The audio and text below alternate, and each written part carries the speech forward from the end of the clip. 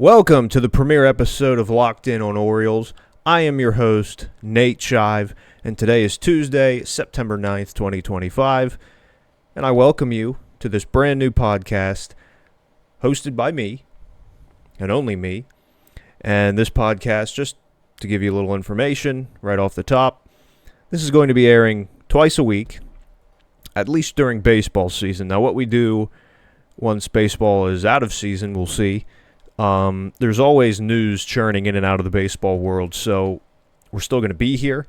Just not quite sure on what basis at that point, because obviously during baseball season, it's easy to come up with coverage of the games. There's a lot to talk about in season. In the off season, there can be a couple lulls, just a couple of down periods where there isn't a lot going on. But there's always going to be something going on at some time, even if it doesn't relate to the Orioles. This podcast will primarily cover the Orioles, but it will also cover other big happenings in the world of Major League Baseball. So when we get to the offseason, I understand that this is probably a bad time to start a baseball podcast in September, when the regular season ends at the end of the month. The postseason is going to come in October, which I do plan on keeping this podcast going throughout the postseason, providing some coverage of postseason games and all that. So right now the plan for this podcast is to air twice a week, once on Tuesday, once on Friday. So basically the concept behind that is to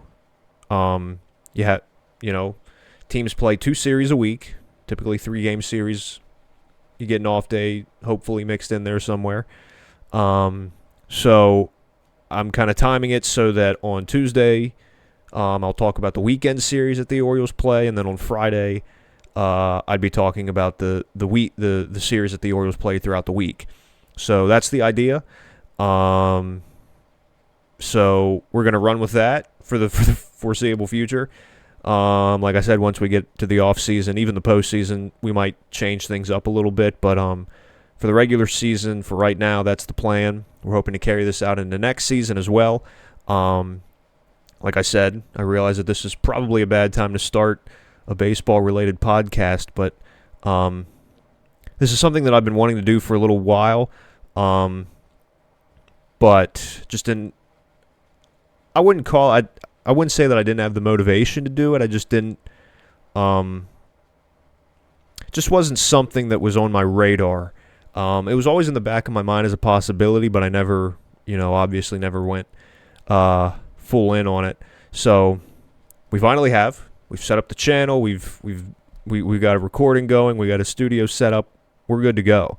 So we'll see how well this goes. I understand that it's probably going to be a little bit of a slow start. Maybe the entire run is just going to be slow, and I'm going to have to stop doing this in 2 months because nobody's watching. I don't know. That's the thing with podcasts, anything that's done on social media. You never know what's going to happen. So anyway, I'm Nate Chive. You can follow me on X or /Twitter at Nate the Chive. If you're already following me on there, you know that I am an Orioles account. I like to provide live coverage of games and any other updates that there are to be shared regarding the Orioles. So if you don't follow me on there already, go follow me there at Nate the Chive. The handle is at the bottom of the screen. And if you're coming from there, thank you for joining in. And today we're just going to kind of look at everything regarding the 2025 Orioles season. I understand that there's a lot to get into, so we'll see how long this ends up going. I'm not going to really have a rough ballpark for length of episodes. I'm just going to go until the list of things that I have to talk about is empty and there's nothing more to talk about.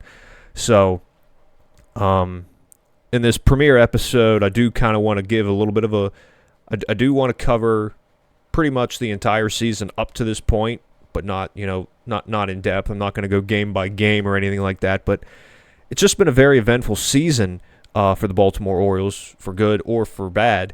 Mostly bad, but there have been a good number of redeeming factors, and a lot of positives have come out of this season, whether I know the record doesn't really reflect it. I know that their standing and their positioning in the league doesn't really represent anything positive, but there are always positives to take away. And I like to consider myself a positive thinker. I always try to find the positive even in something that's mostly negative. And I think there are a good number of positives to take away from this season. And these positives, I think, can help boost this team into the 2026 season and can help make the 2026 season successful, at least significantly more successful than this one. So, obviously, the start of the year, the big concern was the Orioles starting rotation. They had lost Corbin Burnes to free agency in the offseason. He became a free agent, signed with the Arizona Diamondbacks, of course. So, the big question mark there, I'm not sure that there was a lot of confidence in Corbin Burnes re-signing with the Orioles. I think he had made it known that he had wanted to play with a team that was closer to home, so more on the West Coast. He decided to go for the place that was the closest to home, which was in Arizona. So, me personally, I did not expect Corbin Burnes to re-sign with the Orioles. I figured that it was a one-year rental situation with Corbin Burnes. And I was fine with letting Corbin Burnes walk. I mean, obviously, it would have been nice to keep him here. Obviously, hindsight being 2020. Corbin Burnes, unfortunately, underwent Tommy John surgery earlier this year, so his season was cut short in his first year with the Diamondbacks. So obviously, it would have been nice to keep him just to say that you have a frontline guy, a top of the rotation, ace level guy. But if even despite that, get to a little bit of a positive here. We've gotten the emergence of Trevor Rogers as a top of the end rotation guy, an ace level starting pitcher. So who knows if we get that if Corbin Burnes is still here. I mean, obviously we don't know. I mean, you can't rewrite history. You can't speculate that if he had stayed here, he wouldn't have hurt his UCL or he wouldn't have had Tommy John. You can't say any of that. Probably still would have happened. So we'd be in a similar spot at that point where we would have been at the start of the season, even if we had kept Corbin Burnes, because he would have been out injured. He would have been on the IL for the rest of this season and a large part of next season. So, obviously hindsight's 2020. You never would have been able to anticipate any of this happening, but it has. So you can learn from it. But back to the original point, the big concern with Corbin Burnes signing with Arizona was, can the front office adequately make up for the loss of Corbin Burnes? And I think everyone is in agreement that they did not. They went out and signed Charlie Morton, who his struggles at the start of the year were very well documented, and there was a point in April where fans, and honestly at the time I was also calling for him to be designated for assignment. I was calling for him to be released because every time he was being thrown out there, it was an automatic loss. I mean, he started the season, 0-9? I mean, those were 9 straight games that he started or were involved in that the Orioles lost. And looking back now at a team that is what are they? Let's see, right now they are 66 and 77, so 11 games under 500. You take those 9 Charlie Morton starts, if you rectify 4, 5, 6 of them, you're a lot closer than you would be otherwise. So I think the big issue with how this season started, or with how this season has gone, is how the season started. Just did not start off good. It did not. You had Charlie Morton going 0-9. The Orioles also signed Tomoyuki Sagano, who he was pretty good at the start of the season. He really started to struggle kind of into June and July, and the struggles seemingly have continued. Now, he's faced some tough competition. Of course, he went up against San Francisco, went up against the Dodgers this past weekend, and those aren't easy games, but you can argue that there aren't any easy games in Major League Baseball, but those two especially are quite difficult, and especially, I mean, he goes up against two future first ballot Hall of Famers as well. He goes up against Justin Verlander last week. Last Sunday in San Francisco, goes up against Clayton Kershaw just this past Sunday. So he's had some tough competition, whether it's offensive or whether it's the lineup that he's facing or the starting pitcher that he's matching up against. So he has seen his struggles this year. He was another free agent signing out of Japan. And, of course, the Kyle Gibson situation where he was a last-minute signing to the point where he missed spring training and had to ramp up in the minors, came up, just did not have any good starts. I mean, I can't remember exactly how many he made, but they were all disastrous. I know you remember the Yankee game. So he was a last-minute situation because of the Grayson Rodriguez situation where he went down with tricep tendonitis, I think it was, in spring training. So the Orioles were kind of rushing and just desperate to make another move in regards to the starting pitching, and they go to a guy that, just didn't have it. And the Orioles ultimately released Kyle Gibson, and he goes on to sign a minor league deal with the Rays. He ultimately opts out of that, and then fast forward to now, and he's retired. So, those were the additions made to the starting rotation, and the only one left standing is Tomoyuki Sugano. Now, lucky for Charlie Morton and for the Orioles, in the end, Charlie Morton was able to really get back on track. He made a trip to the bullpen, made a couple appearances out of the bullpen, and that seemed to really get him back on track. So when he got back to the rotation, he was pretty dominant once again out of the rotation. So he ended his Orioles tenure on a high note, which ultimately raised his stock enough to be traded to the Detroit Tigers. He hasn't been great, but he hasn't been awful. So the Orioles were able to get a prospect out of Charlie Morton. And for that to be the reality now, here in September, after we saw what he was doing in April and May, it wasn't a complete loss. It wasn't a complete fail. So, but obviously those three guys combined were not going to make up for Corbin Burnes. Now, Sugano, I think, has been the better of the three. He still hasn't been great. I mean, he hasn't been a frontline guy. He wasn't expected to be a frontline guy. I think the big issue with the offseason and those three starting pitching free agent signings were that none of them were top-end rotation pieces. They were all back-end rotation pieces that they were hoping could just fill out a five-man rotation, and they weren't, and there just wasn't a top-end guy. Zach Eflin was supposed to be that top-end guy, but we know the situation with him. And it dives into another problem that the Orioles had this year, and that was with injuries. So, obviously, Zach Eflin was your opening day starter, and he had a good start to the season, but then he ultimately went down with, I think at the time it was a lat issue. He's been on the IL 3 times this year.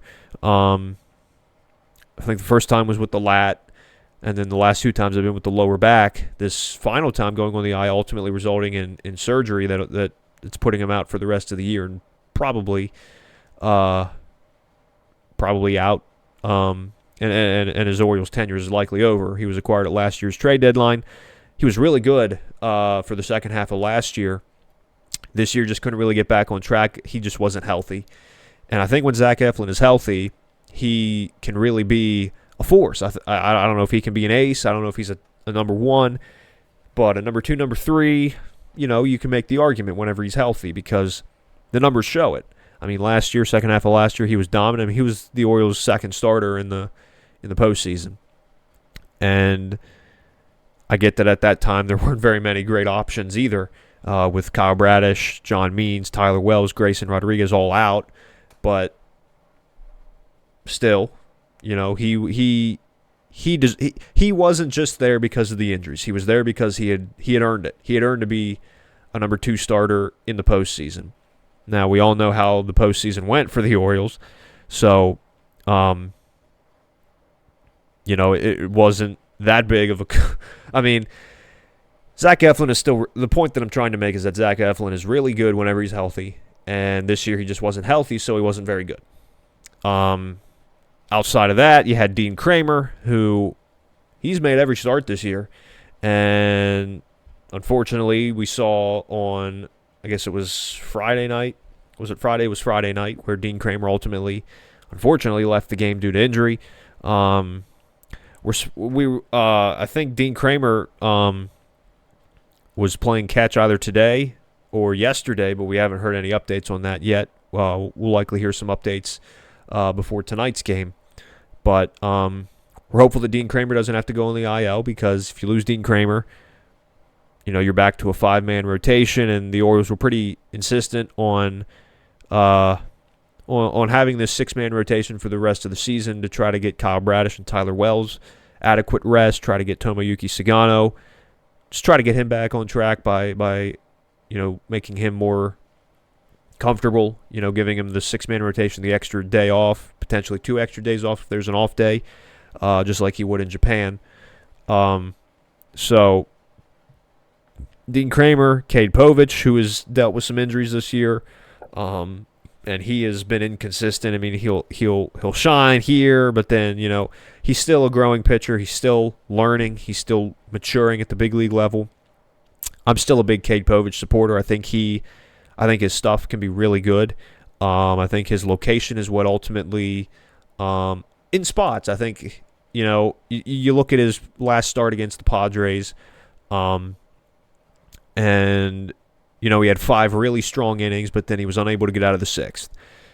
For those 5 innings, I thought the command was really good. But then you got to the 6th inning, and it felt like the location, the command was a little off, and it ultimately allowed the Padres to take advantage. So I still think Cade Povich has great potential. I think he can, I'm not saying he can be a future ace or anything like that, but I think he's earned himself a spot in a rotation, in a big league rotation somewhere. And I'd like that to be here. But I've seen some ideas thrown around about Cade Povich potentially being in the bullpen next year, and listen, whatever gets him on this big league roster next year, I don't think he's got anything left to prove in AAA. He has dominated the AAA level. He's gotten to the big league level, and he has shown a lot of promise. He oftentimes, in Cade Povich starts, he has 1 bad inning. The other 4, 5, 6, whatever other innings he has are really, really good. They're stellar even. But then he gets to that 1 bad inning. So I don't know what you do to work on that. I don't know if he's just getting fatigued, because it's not always the last inning that he pitches. Sometimes it's the first inning, and he, is perfectly, and it's the first inning that he really struggles in, but then the rest of the way he's quite dominant. So it's inconsistent as to which. So I don't know if it's just fatigue. I don't know if it's just trying to get comfortable. Sometimes it's the middle inning of an outing. So I don't know what it is. I think that he has a spot in this big league, on this big league roster next year, even if they go out and make free agent signings. I don't know if it's in the rotation. I don't know if it's in the bullpen. But I hope to see him on this roster next year. I'm a big Cade Povich supporter. I think he can really be something special at the big league level. And we've seen glimpses of it, but we haven't seen the full Cade Povich, I feel like. There's still time for growth. He's only, 25 years old? There's still time for growth. He's still young. He's still growing. I mean, this was his first full season in the big leagues, and he spent, a month or 2 on the IL. So he's still maturing. He's still growing. He's still getting healthy. He's still knowing his body, knowing what works, knowing what doesn't work. It's all a learning experience. It's all a learning curve, and I think that if he continues to learn and continues to grow, he can be something quite special for this team. But so we'll see how he fits into next year. But back to this year, Cade Povich was on the opening day roster, and he was, I think, the Orioles' 5th starter in the rotation. So your opening day rotation featured Zach Eflin, Charlie Morton, Tomoyuki Sagano, Dean Kramer, Cade Povich. And no offense to any of those guys, but when you put that against, a Yankee rotation that featured Max Fried, Carlos Rodon, I don't think Luis Gil was there at the time, but you had, Clark Schmidt. I I'm not sure who else made up the Yankee. I know Garrett Cole was out with Tommy John, but the point is, you didn't have a Max Fried. You didn't have a Tariq Skubal. You didn't have a Garrett Crochet that the Red Sox went out and acquired. You didn't have an ace. You didn't have a frontline guy. Now, lucky for the Orioles, through various means, whether it was injury, whether it was just double headers, I mean, we saw Trevor Rogers emerge this year as a true top-end rotation guy and one of the best pitchers in Major League Baseball this year. Unfortunately, that does not really get recognized all that much because Trevor Rogers did not start the season, and he's only made, I think, 15 starts up to this point. But 12 of those 15 starts have been quality starts. He's got a 1.51 ERA, I believe. I mean, he's just been incredible. And we saw him for the first time this year because he was the 26th man of a doubleheader in Boston. And he was absolutely dominant in that outing. And since he was the 27th man of a doubleheader, he was sent back down. And he wasn't back up for a few weeks. And there was concern, whenever he came back up. I forget why he came back up. I don't know if that was the Cade Povich injury. I don't know if that was a Zach Eflin. I don't know. I can't remember what the roster move was for Trevor Rogers to get him back on the roster. Maybe it was Kyle Gibson being... I don't think that timeline matches up. But the point is, there was concern whenever Trevor Rogers was recalled. Would he be able to keep doing what he did in Boston? And so far this year, through 15 starts, 14 after the Boston start, we have seen him be consistently dominant and consistently... I mean, he has yet to throw a start this year where he's exceeded 3 runs given up. His worst start of the year came in Tampa, which I think was it even 3 innings, 3 runs, and that was in the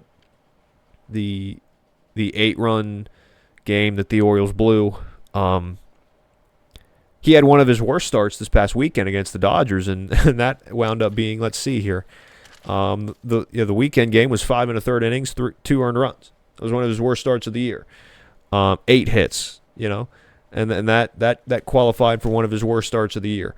So that just goes to show you how good Trevor Rogers has been pitching. So he has been a big positive coming out of the Orioles season this year. And lucky for Oriole fans, he's going to be back next year. He's a free agent after the 2026 season, so he will be back next year as a frontline guy, hopefully, as long as he can stay healthy and can keep up at this pace. Do I expect Trevor Rogers to maintain a 1.51 or an ERA that is in the ones for an entire season? Probably not, but stranger things have happened, and I've already been shocked plenty enough this year, so that would not be the most shocking thing of the year. So we're just going to have to wait and see. I mean, Trevor Rogers has really shined this year. He has proven himself as an ace. He has been the Orioles' ace all year. Not all year, but from the point that he came back up here. And he has just been dominant. And it has been against competitive teams. I mean, this past weekend was against the reigning World Series champions, the Dodgers.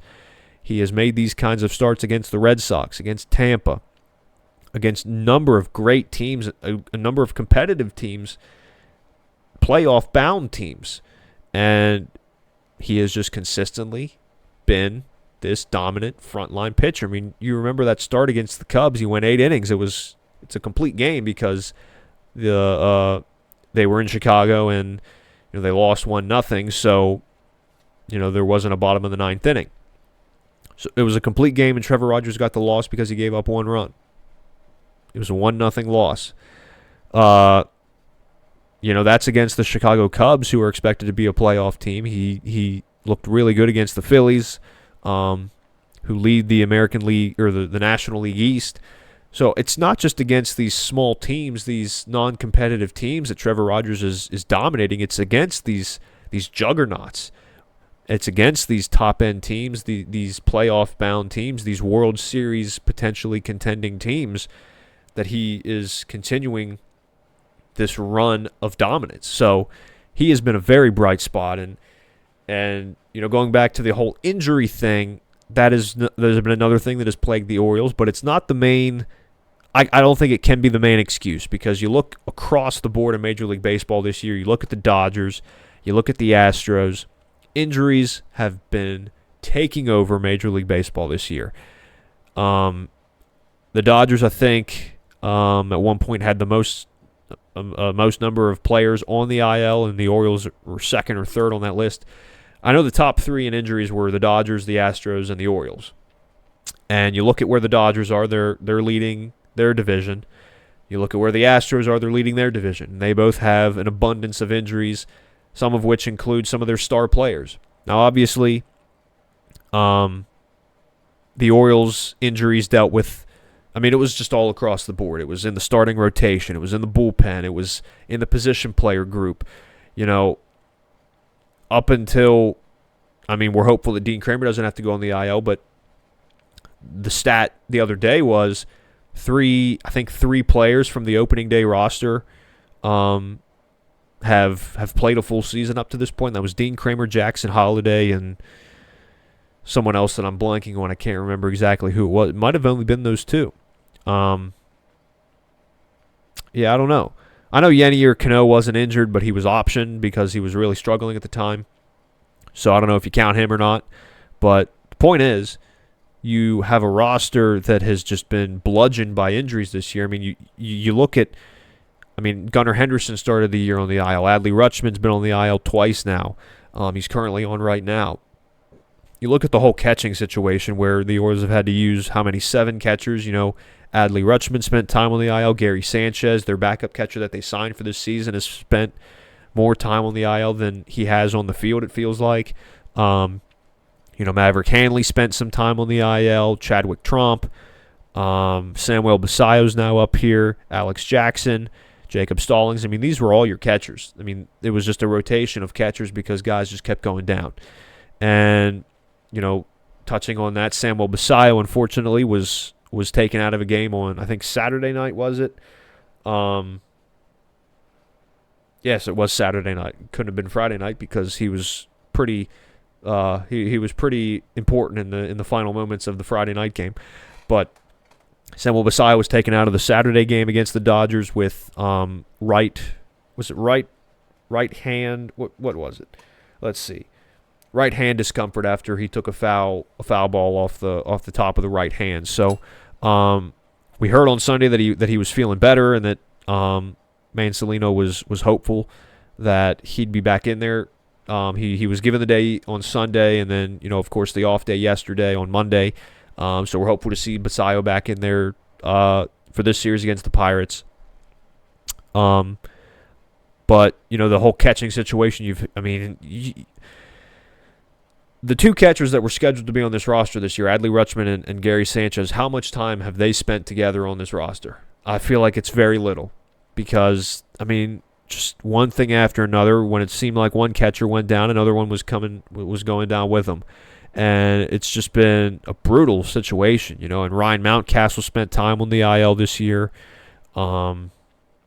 Let's see, who else? Jordan Westberg has been on the IL on and off this year. This latest issue is after an ankle roll. We're hopeful that he's going to be back into some rehab games this week and potentially back on the roster next week, late next weekend maybe. I don't know.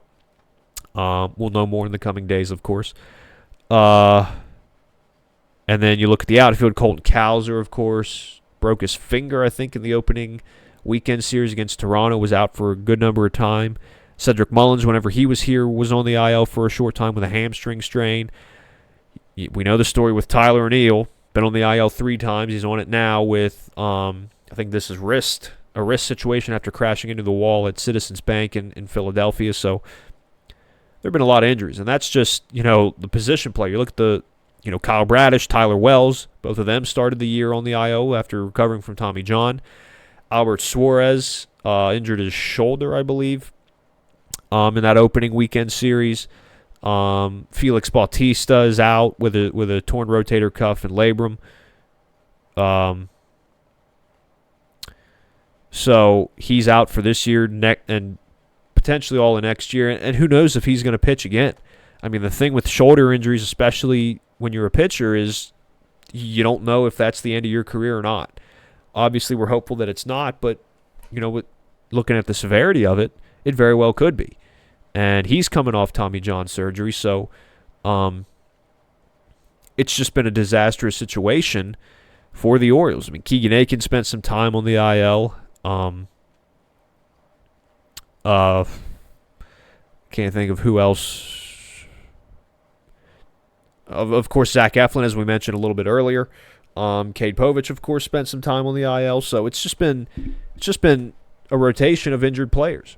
And whenever you get someone back, it feels like two more guys go on the IL. It's just been the way that it has felt all year. And it has just been a very tough year when it comes to staying healthy. And, I know fans like to blame the strength and conditioning coaches. If it was a glaring issue for only this team, you maybe potentially could go there. But this injury thing has been across the board with every team all year. I mean, just every team has had a pretty long list of injuries. Even if it's not in multitude, it's at least in name value. I mean, Aaron Judge was on the IL, and he spent a lot of time not being able to play right field because of an elbow issue. Anthony Santander, one of the Blue Jays' big free agent signings, has barely played this year for the Blue Jays. The Red Sox now have lost Roman Anthony for who knows how long. He might be out for the rest of the season. We don't know. I mean, it's just been one thing after another for every single team in baseball, it feels like. So you can point to the strength and conditioning coaches for this club in particular and say, oh, well, we need to change that. We need to replace those guys. But it's not just a Baltimore Orioles problem. It's a Major League Baseball problem. And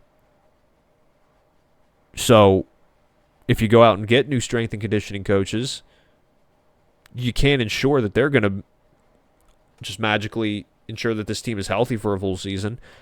It's just not the way it works.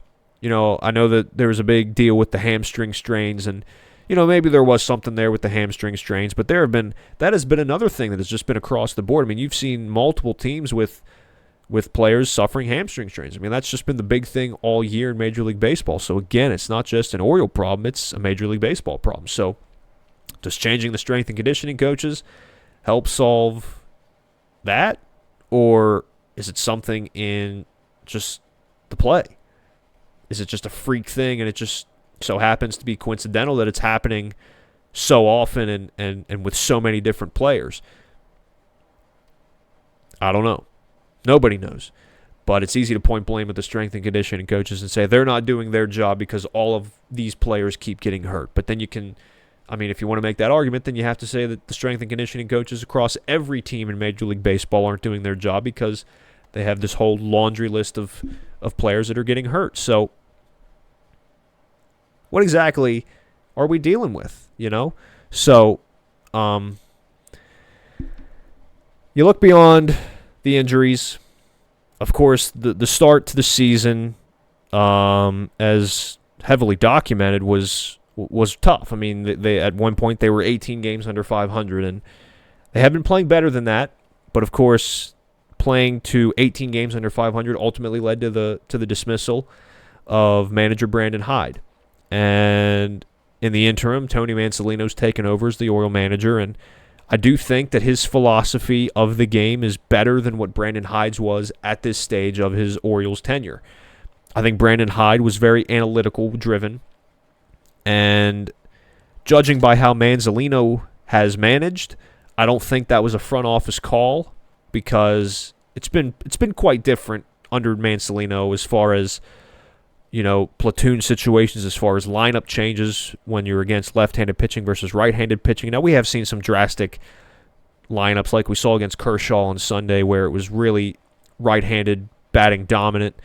That was what you might want to call a Brandon Hyde lineup, where it was just, I think there were 7 right-handed batters in the lineup, a switch hitter and a left-handed hitter. So that felt like a lineup that Brandon Hyde would have put out earlier this year, given the roster. So, but for the most part, I think Manzolino has run with pretty much the same lineup, whether it's against right-handed pitching or left-handed pitching, at least whenever they were still competitive. It felt consistent. You never worried about Jackson Holliday losing his leadoff spot against a left-handed pitcher. Now, I get that some guys get days off, like on Sunday, Jackson got a day off against a left-handed pitcher. I get that, but primarily, we still saw Jackson Holliday leading off against left-handed pitching. We still saw Gunnar Henderson batting third. Guys had started to get comfortable in their respective roles. Whenever Ryan O'Hearn was still here, he was quite often he was often the cleanup hitter. Or I guess Adley was mostly the cleanup hitter. But the point is, Adley was whenever he was healthy, whenever this whole team was still constructed and guys weren't traded away, it felt like that the lineup had, there was a set lineup that the Orioles were putting out every day. And obviously it wasn't the same every day, but it felt like all your core guys were in the same spot. And I feel like that was something that Brandon Hyde just kind of neglected. His lineup, I mean, you can say that, Gunnar was always lead off, Adley was always second, Santander, but it felt like in the middle there when you had O'Hearn, Mountcastle, Santander last year, there was always, it was never the same. Those three kind of just switched spots depending on who was pitching. He was very analytical when it came to lineup construction and when it came to pulling starting pitchers, going to relief pitchers, whatever. He was very analytically driven. And I feel like Manzolino has just been more. He's more gone on the vibes. And if a starting pitcher is doing well up to a certain point, and it's late in the game, they're exceeding 90 pitches, and they've got themselves in a jam. A lot of times, Manzolino's letting that pitcher work themselves out of the jam, which is something that we rarely ever saw under Brandon Hyde. At the first sign of trouble and a high pitch count, Brandon Hyde was going to the bullpen. The one exception maybe was Corbin Burns because he was their ace. But across the board with just about every starting pitcher, maybe with the exception of Brandon Young, but there had to have been a pitch count limit with him early on. But anyway, it feels like Manzolino is putting a lot more trust in his starting pitchers. And as a fan, to see a manager have faith in a starting pitcher makes the fan have faith in the starting pitcher. If the manager's pulling the starting pitcher at the first sign of distress, how are you supposed to have faith in that guy? And how are you supposed to have faith that that guy can get out of future jams if he finds himself in it, if he's never given the chance to work out of them? I do think, obviously, Manzolino's not perfect. There are certain moments that I have not been a fan of his managerial decisions, but overall, I think it has been an improvement from what Brandon Hyde had become. Now, Brandon Hyde's way of managing obviously led them to some success. Of course, the 101-win season in 23, the 91-win season in 24, 2 playoff berths. So obviously, his style worked, but it just wasn't very consistent. It was very analytical. There wasn't a set lineup every day. He didn't really let his starting pitchers get out of jams. So it was just little things like that Manzolino has seemingly changed upon arrival or promotion that I've really appreciated, and I've been thankful that he has allowed Jackson Holliday to remain at the leadoff spot, which I think is his spot for years to come. And I'm thankful that he has allowed starters, even young starters like Cade Povich. They get into some jams, he gives them an opportunity to work out of it. And if they can't work out of it, then you go to the bullpen. And maybe, with hindsight being 20/20, you can look back and say, maybe I should have pulled him earlier. But I like the confidence that he has in his starters. I like that he's allowing them the opportunity to get themselves out of the jam that they created. Because it's a growing opportunity. It's a growing experience for especially a young starting pitcher like a Cade Povich, who has seen a good amount of big league time, but is still growing, is still maturing. And I think the Orioles view Cade Povich as a key player for this team in the future. What that role is, we don't know quite yet, but I think they've put enough time and effort into him that, they're not just going to give up on that, So it's just little things like that have made me appreciate Manzolino a little bit more. Another positive that I think you can take away from this season is just the amount of young guys right now that are just trying to figure it out. I mean, this entire roster right now is, especially after the trade deadline, is a lot of young guys, a lot of young, hungry guys that are trying to prove themselves at the big league level. A lot of these guys have made their big league debuts this year. A lot of them are in their first full year. Jackson Holliday, this is his first full year. Kobe Mayo, it hasn't been a full year for him, but it's his first. It's the first year that he's seen a lot of playing time. Last year he was up and down a little bit. He was up in September, but then he was sent back down. This year we're seeing guys kind of figure it out. And, we've seen some struggles from these young guys. I know Holliday's been in a couple slumps this year. Mayo's been in a couple slumps. But you let them figure it out. You don't bench them because of it. You don't just give up on them and send them back down because they're struggling. You let them work. Now, I get that this being a lost season is probably helping in a lot of this. I understand that if they were being competitive, some of these changes probably would have happened. Holliday maybe would have gotten bumped down in the lineup. Mayo probably would have gotten optioned. But a positive to not being competitive and not being in the hunt is you get to see what you have, and you get to see guys try to work themselves out of tough situations. And, Holliday and Mayo, they both have had their shining moments, but they've also had their struggles. And every major league player goes through their struggles.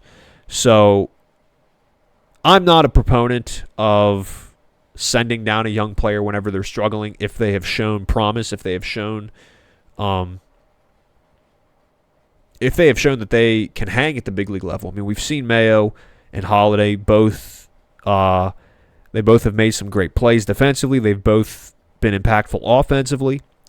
So I think they have proven themselves at the big league level. So at the first sign of trouble, I don't think that they should be optioned down to Norfolk just because they're struggling a little bit. I think they should be allowed to work it out, even at the big league level, even if you are being competitive, because it's just like with Manzanillo letting his starter go deeper into games if he's gotten himself into a jam, try to work himself out of it. If you have a player that is struggling and in a little bit of a slump, instead of punishing them for it and demoting them, why don't you let them try to work out of it? And for a lot of these young guys, they have been able to work out of it. I know Holliday's not going to go 4 for 4 every game out of the leadoff spot, but he's made an impact. I mean, you just look at Saturday night, right? No hitter, 8 2/3 innings. He comes up to the plate, doesn't have a hit that night, obviously. He comes up and hits a home run to break the no-hitter with an out left to go in the game. I mean, you never know what can happen.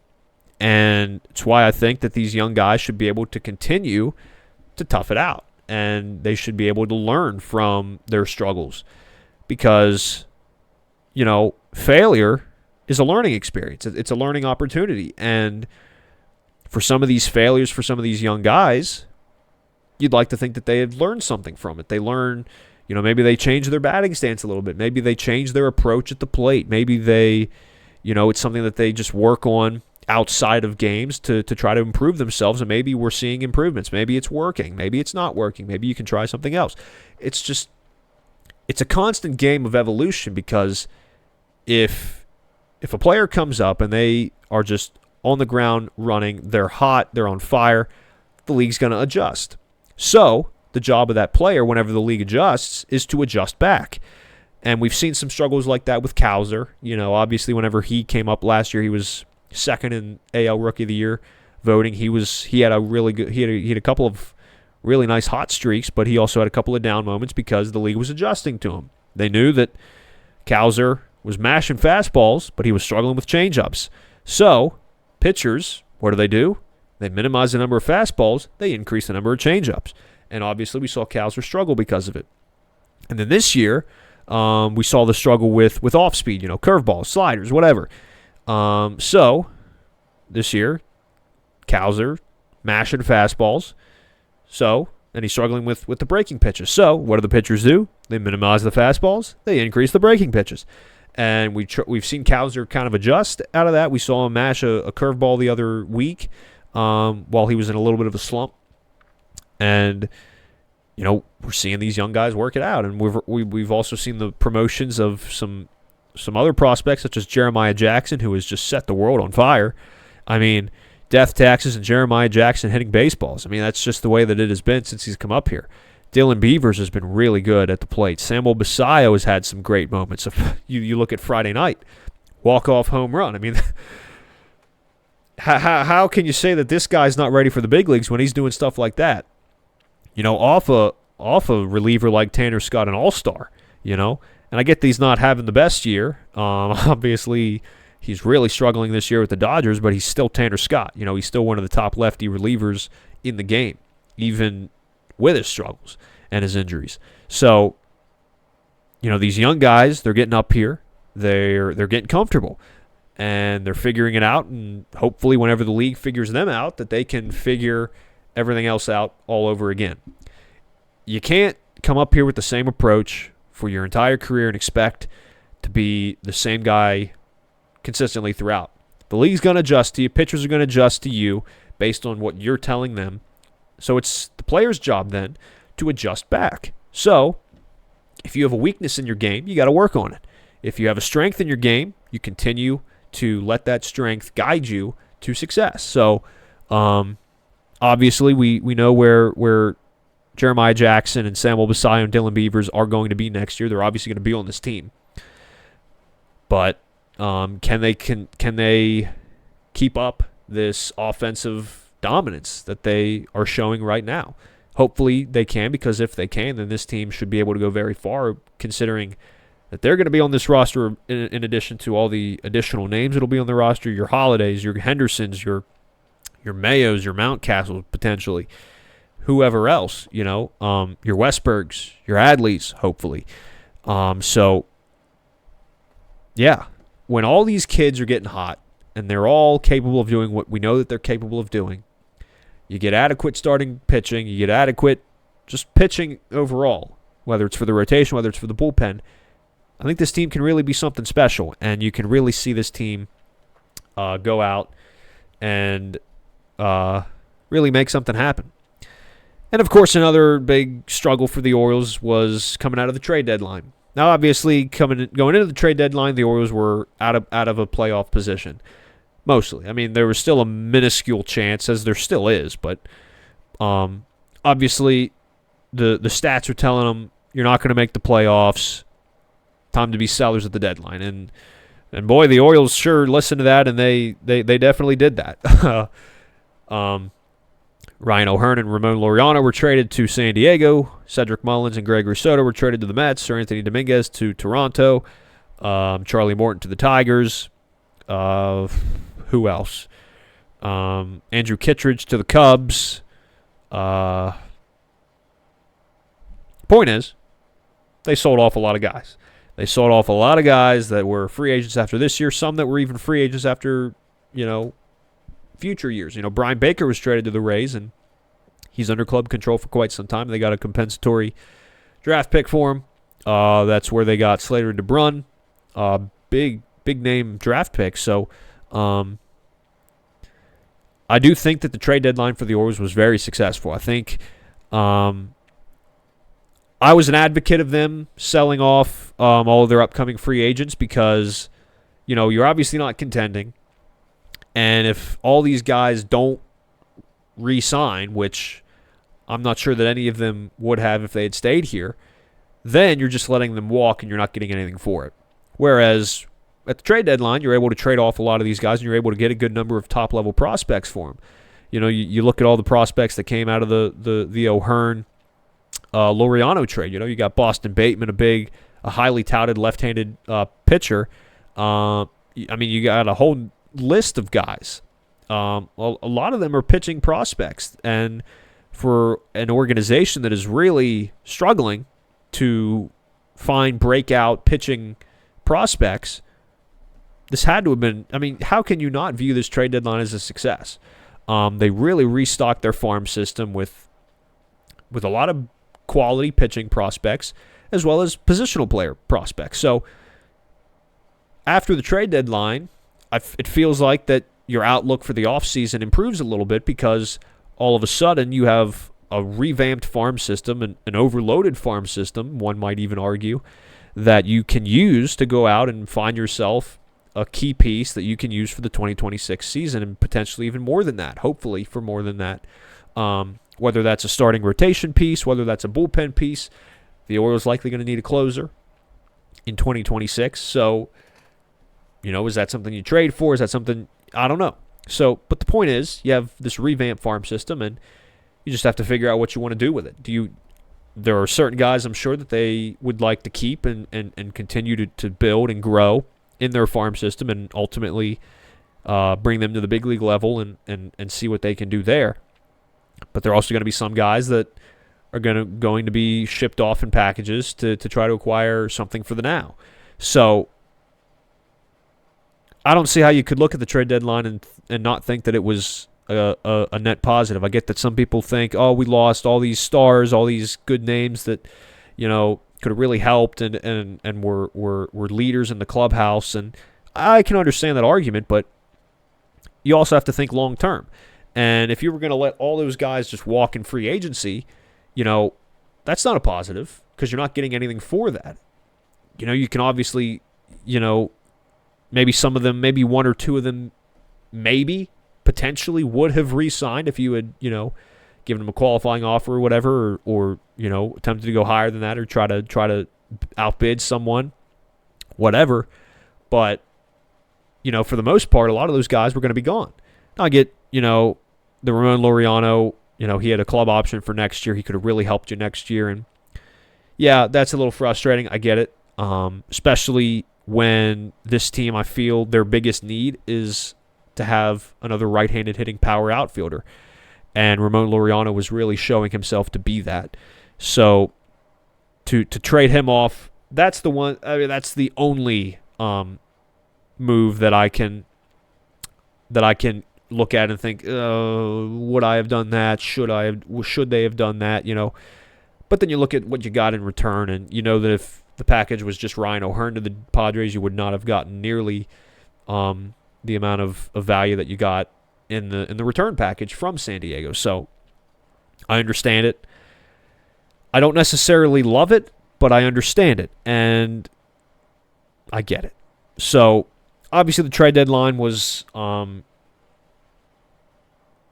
I think it was a success, and I think that most baseball fans view it, most Oriole fans should view it as a success because of what it means for the future. I get that some people are more in the present, more in the now, but you have to view it as this was a lost season, and a lot of these guys were not going to play factors in the 2026 season.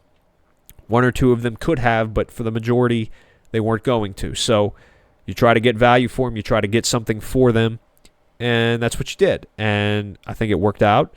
And hopefully in the next 2, 3, 4 years, you can see some of these prospects that you got in return for some of these rentals, and you can see them potentially deliver for you at the big league level and help you make it to the postseason, make it deeper into the postseason. Who knows?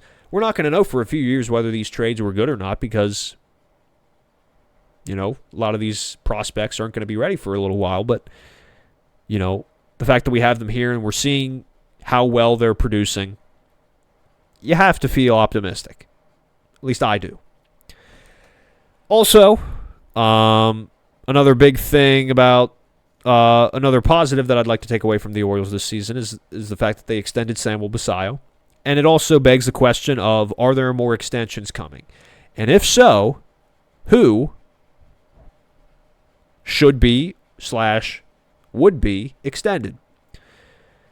Now, the big cloud that hovers over all these conversations is Scott Boras. He is not a big advocate of signing extensions. He likes his clients to, especially when they are high-level players and highly touted players, he likes them to go out into free agency and he tries to get them the biggest deal, the most valuable deal for them. So guys like Jackson Holliday, Gunnar Henderson, Jordan Westberg, I think Adley Rutschman is... I can't remember the whole list of the Scott Boras clients, but I know Gunnar and Jackson are the big two. So it's going to be tough to try to extend either one of those guys. The good news is you still have them for a few years, so you try to capitalize now while you still have them. But obviously you'd like to make those deals done because you'd love to see Gunnar Henderson as, an Oriole for his entire career. He is arguably the star player. Jackson is another star player that you'd like to see here for his entire career, and he has said that he would love to be here for his entire career. He loves the clubhouse. He loves the culture.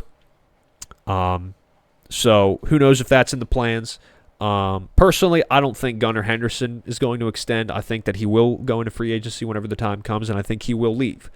So in the meantime, you have to cherish him while you have him. You have to try to go as deep as you can as far as winning while he's still here. Because whenever Gunnar's not here, who's your star player then? Is it Samuel Basayo? Very well could be. I know there's been a lot of talk about trying to extend Trevor Rogers after this incredible year. And I'm on board with that. If Trevor Rogers, you extend him in this offseason and he goes out next year and he puts up a really bad season, maybe you look back and you think, oh, should we have done that? But maybe in the first year you extend him, 2027, maybe he goes out there and he's delivering a 2.30 ERA and he's 4th or 5th in the Cy Young votes, That'd be worth it. Obviously, you can't expect him to maintain this sub-2 ERA for years to come, but if you can even get a percentage of what we've seen from Trevor Rogers this year, I feel like that's better than not having Trevor Rogers at all. So I'm on board with that. I think Dylan Beavers is a Scott Boras client, but he's someone else that I'd be trying to try to lock up because I think he's a star player for the future. Jeremiah Jackson, as silly as it sounds, I would extend him. I think he should and could play a major part for this team for the years to come. I know Ramon Arias was someone that, he's a utility guy. He can play all over the infield. And he was a pretty valuable player here for his time. I know toward the end there, especially last year and a little bit of this year, fans were getting sick and tired of him. But, that's just what have you done for me lately? And if you haven't done anything, then we don't want you. That's just that mindset. But Jeremiah Jackson, he can play everywhere. He can play in the infield. He can play now in the outfield. He's really morphing himself into a really solid right fielder. And, he is just a hitting machine. He just can't stop hitting. Hitting is what Jeremiah Jackson does. And, we have yet to see him go through one of these little slumps that a lot of young players go through. So that's going to be inevitable. But I'm going to be very curious to see if/when he gets into this slump, how he's going to bounce out of it, how he's going to get out of it, because he is someone that really intrigues me. I was tracking him in AAA this year, and he was just unbelievable. He was hitting over 300 in AAA. He was a machine, a hitting machine, and he got to the big leagues, and it translated immediately. It was an immediate impact. He was doing what he was doing in AAA up here right off the bat, right as soon as he got up here. So I'm interested to see the growth of Jeremiah Jackson. Now, I think 100% he should be on this opening day roster next year. I don't see a world where he's not. If somehow he is starting the year in AAA next year, then that must mean that the Orioles had an incredible offseason. That means they signed a big outfielder. That means they signed a big infielder. That's the only way I could see Jeremiah Jackson not making the opening day roster. And I'd even argue that you don't even have to bother making one of those big free agent signings when it comes to the position player group because you have Jeremiah Jackson. I think he can be that impactful for this team. I think he should be an everyday. If he can continue playing the way that he is right now, why is he not an everyday player? There's no way that he's not an everyday player if he does not continue to play and hit the way that he does. I don't know. I doubt that this was expected of him, or that the Orioles expected this amount of contribution from Jeremiah Jackson. But he has lit the world on fire. at least in Birdland, for the Orioles, amongst Oriole fans. He has just been spectacular. He's been everything you've hoped for and more.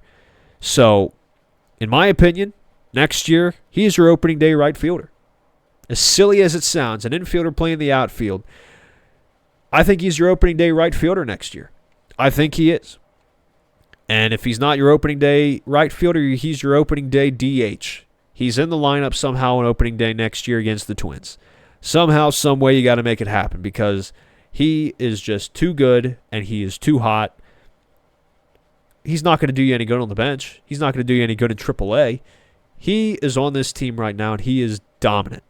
He just keeps hitting. His defense is, at first in the outfield it was rough. It was a little rocky.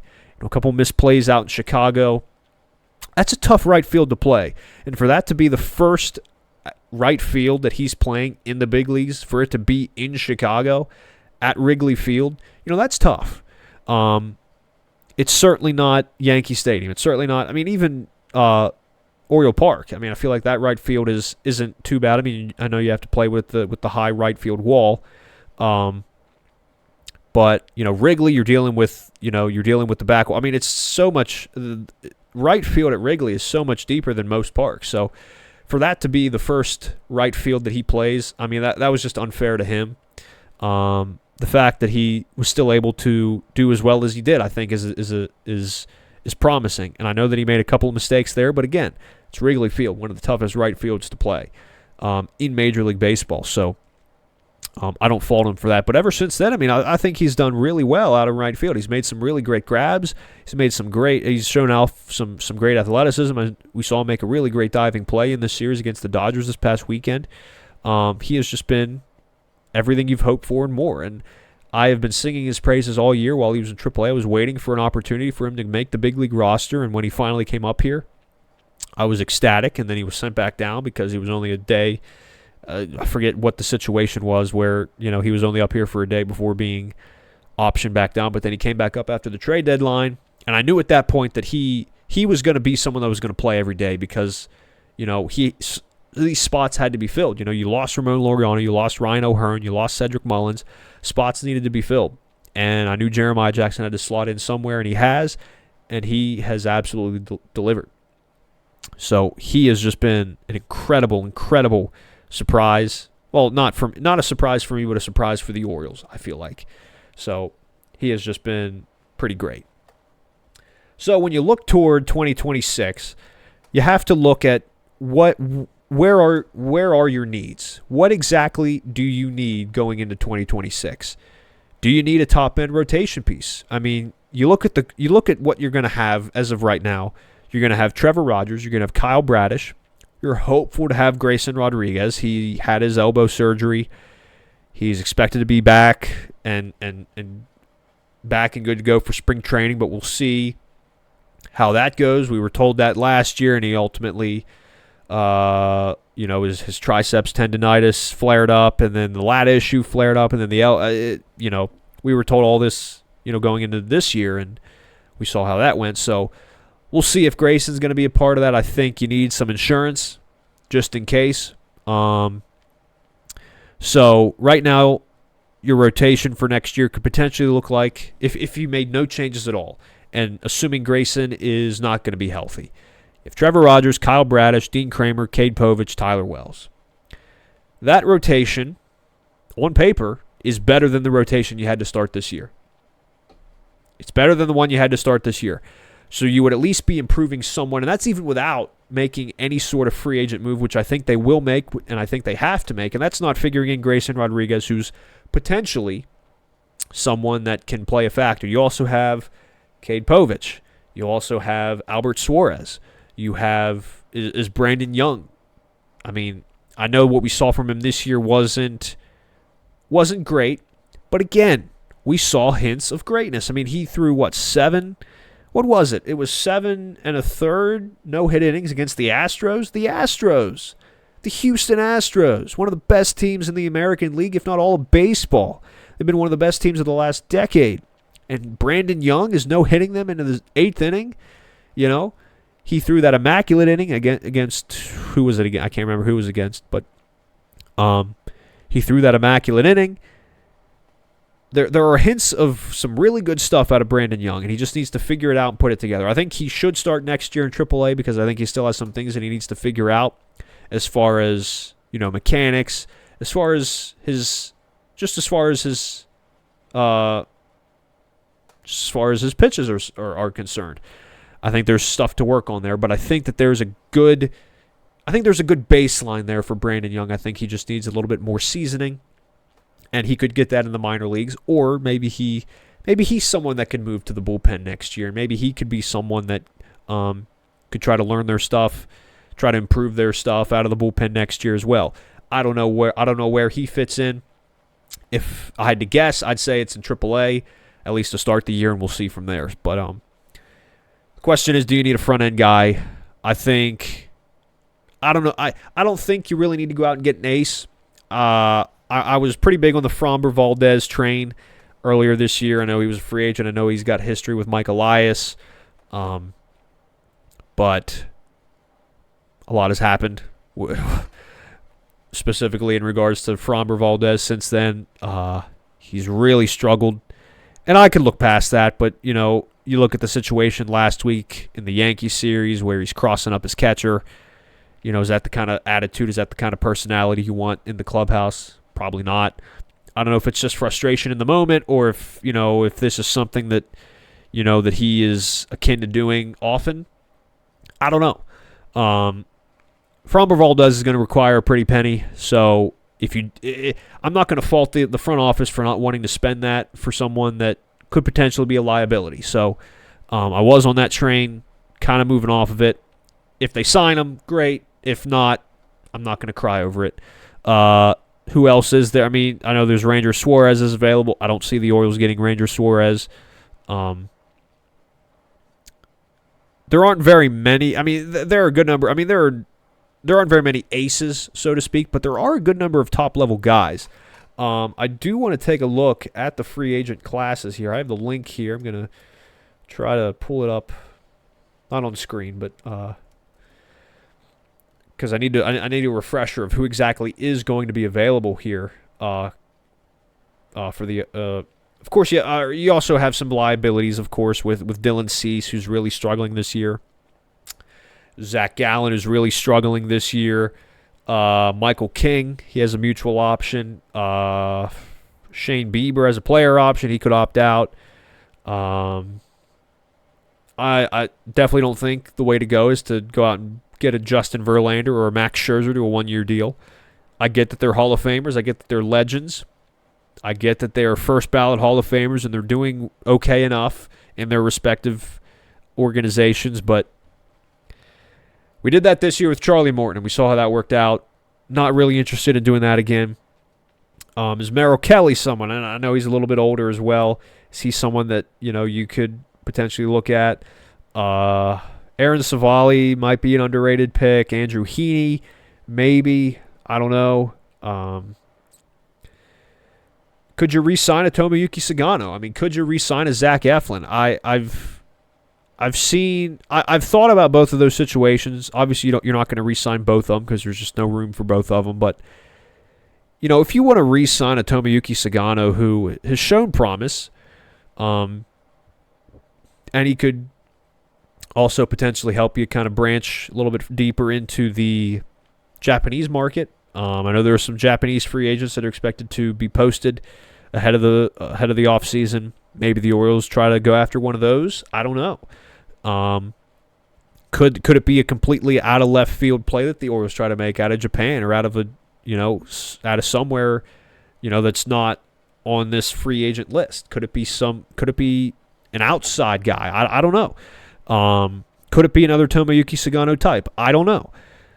I would not be opposed to re-signing one of Tomoyuki Sagano or Zach Eflin. I know Zach Eflin this year has been a big disappointment, but that has just been due to injury, and I don't fault Zach Eflin for injuries. I don't. It's just a freak thing. This back issue, this lat issue, it's all stemmed from the lower back, and he had surgery on it to repair the issue, and we're hopeful that that would solve every other issue that he's had this year. And I think a 1 year make good deal, try to Obviously, I think after this year, I don't think Zach Eflin's going to get a lot in free agency. I think he gets a 1-year make good deal just to see if he can still pitch the way that he did in 2024, 2023. And I'm not opposed to the Orioles making that make good deal with Zach Eflin. He has made it. I mean, he has just had nothing but praise for this organization, for this clubhouse. I mean, he has been a quality clubhouse guy. He has said nothing but good things about the people, nothing but good things about the organization. I mean, he is just the type of guy that you want around, I think. And if I had to choose between the two, I think I'd go with Zach Eflin because we've seen what he's been capable of, and we know that this year he was not that because of injuries. And I think that he's just a great guy for morale. I mean, I think the way that he talks up his teammates, it's the type of guy you want on this roster. The passion that he has for this organization, for this clubhouse. I mean, he has said himself that he'd love to stay here, but it's out of his hands. So a 1-year make good deal and you can go from there for Zach Eflin, I'm not opposed to that at all. If he's good to go coming out of spring training, great. If he's not, you can work with him and he can just be an insurance guy. He doesn't have to be someone that you're relying on to be a top end guy like this year. He can just be, if he's I could view Zach Eflin the same way I grew Grayson. If he's healthy and he's on this team, great. If he's not, we have a strong enough roster that we can carry without him. But if they're here, that's an added bonus. And I think Zach Eflin and Grayson Rodriguez both fit into that same category where when they're healthy and they're here, this team's better. When they're not, there's a slight decline, but we still have enough that we can carry on without them. And I think if you look at a rotation next year that features Trevor Rogers, Kyle Bradish, Grayson Rodriguez, Zach Eflin, Dean Kramer, I think that's something special. And you have Tyler Wells in the bullpen. You have Albert Suarez in the bullpen. You have Cade Povich potentially in the bullpen. I feel like that. And I get that a lot of Oriole fans want the front office to spend money. I get that has been the big, they're not making these big multi-year deals with huge free agents, and Oriole fans want that because, they just haven't done that. But my counter argument to that is if you don't need to make those big signings, then why would you? I mean, Zach Eflin, he's not going to be expensive after this year. He has not put up a good free agent campaign. So a make good deal with the Orioles. It's going to be cheap. It's not going to be expensive at all. And we know what he's capable of being whenever he's healthy. So why don't you make that signing? Why don't you re-sign him, make good deal?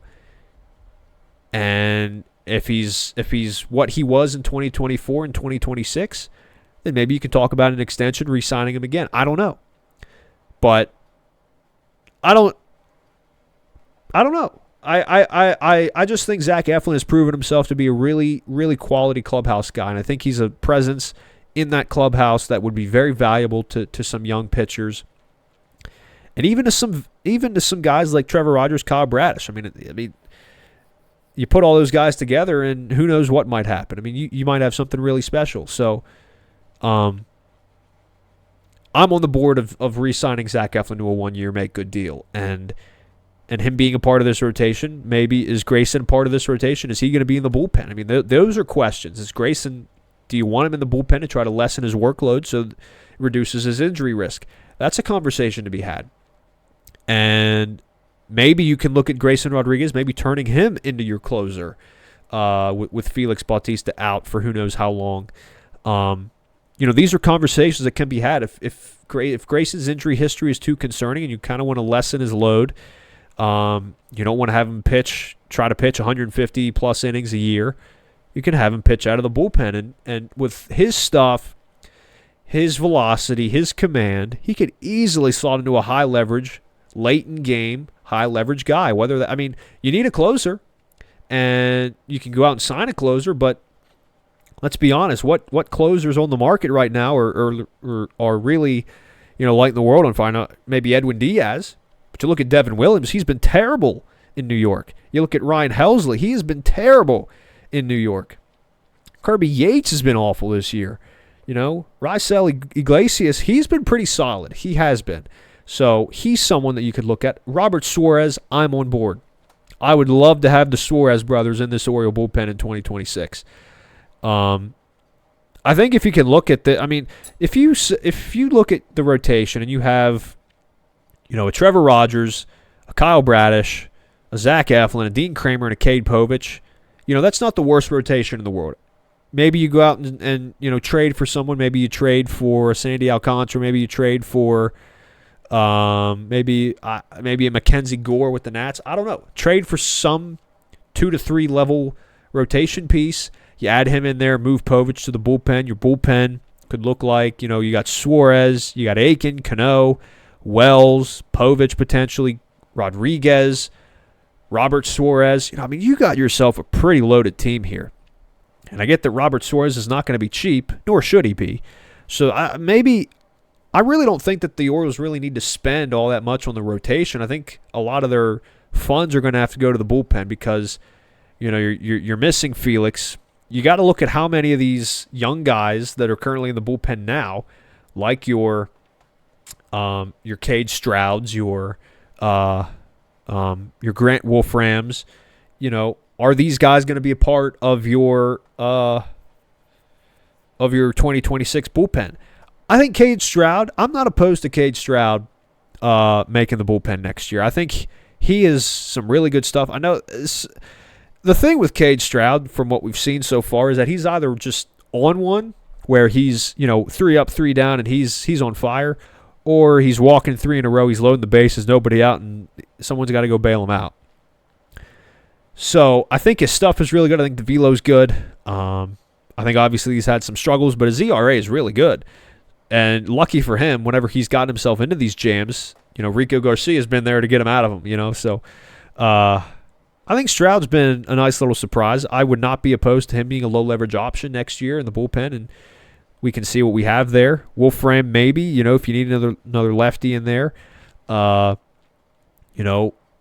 Stroud and Wolfram as your 2 low-leverage options out of the bullpen. I'm not opposed to it. You still have Aiken. I'd like another lefty in there.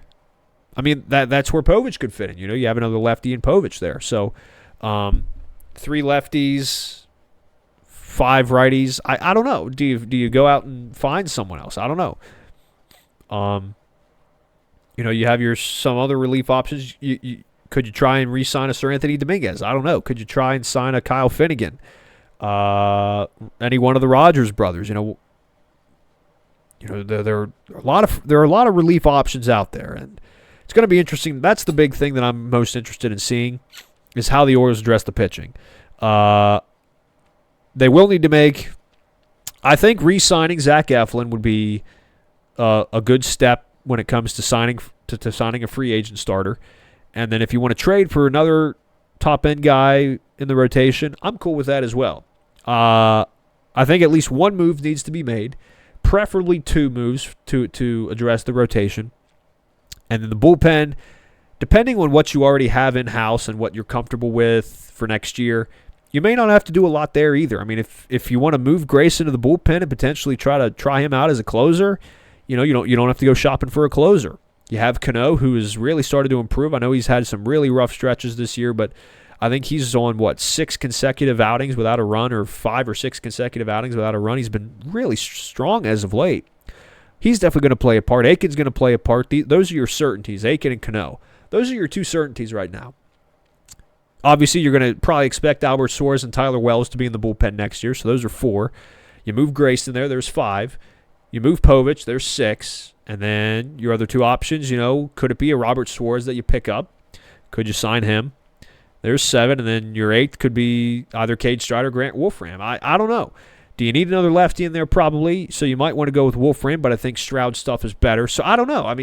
There are a lot of discussions to be had. And it all depends on what they do in free agency. If they go out and they don't do anything, they don't sign any pitching, which I don't see happening. They're definitely going to sign some pitching. Just depends.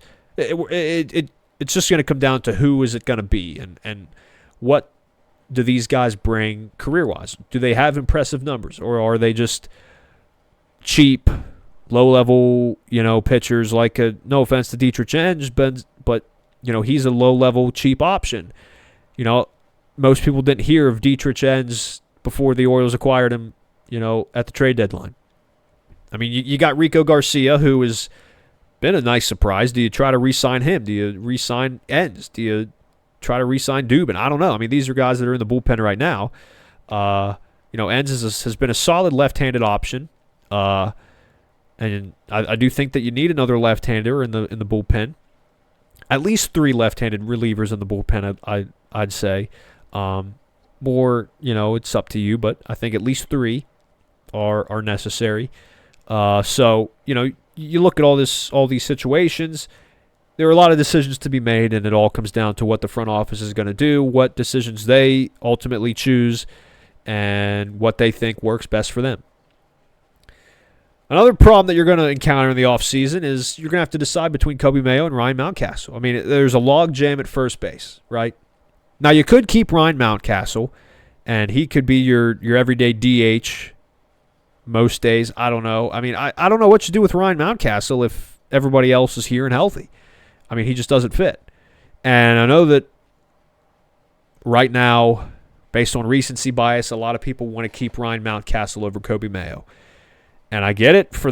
In the present, Ryan Mountcastle is a better hitter than Coby Mayo. Probably better defensively. In fact, he is better defensively than Coby Mayo. In the present, Ryan Mountcastle is the better option. But Ryan Mountcastle is also a veteran. I mean, he's been playing first base for years with the Orioles. And here's what I'm going to come down to.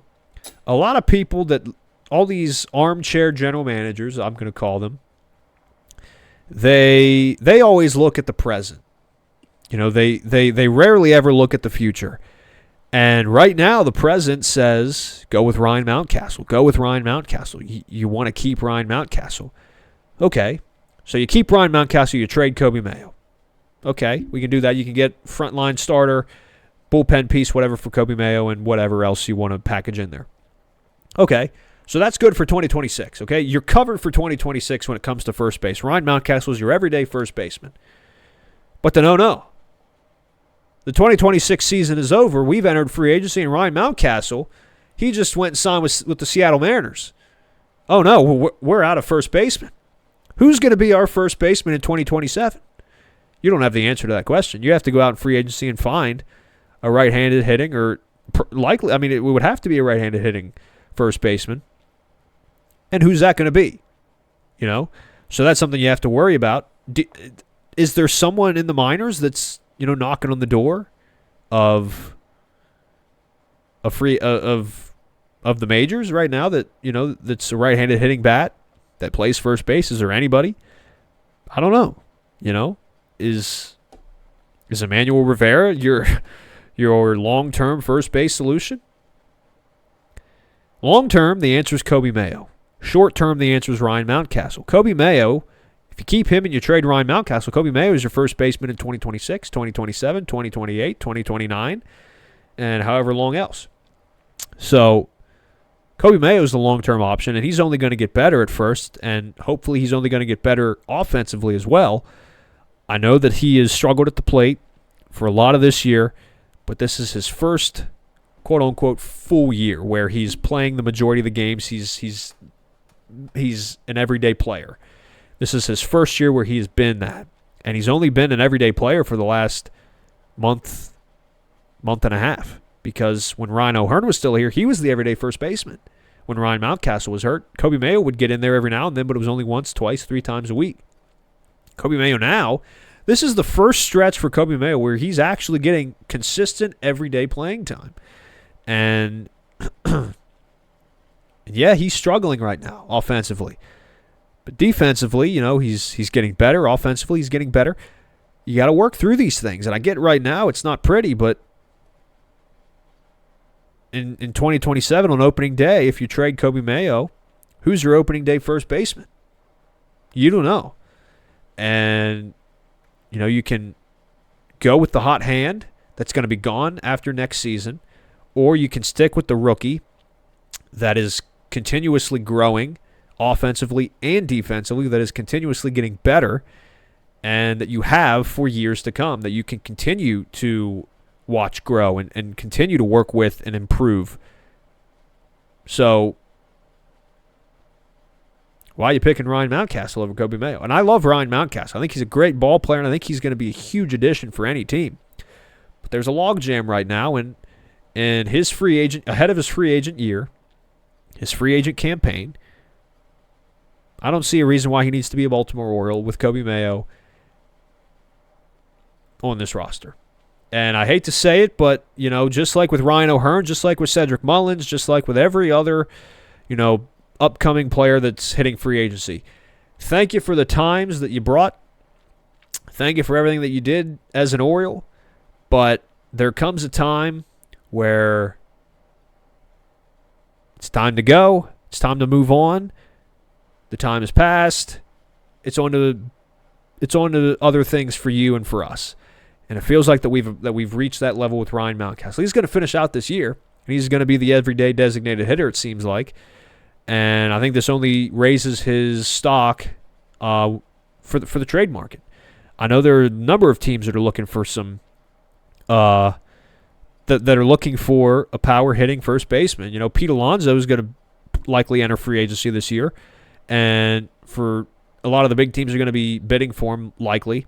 So, who's a solid backup option? There's Ryan Mountcastle, for the lower level team, like your Seattle Mariners, for example, who have been intertwined in Ryan Mountcastle talks for quite some time now. So we'll see what happens there. Me personally, I'm trading Ryan Mountcastle in the offseason. We're keeping Kobe Mayo, and that's that. Another thing, this is something that I just don't understand whatsoever. I can't make sense of it. It doesn't process because it doesn't make any sense.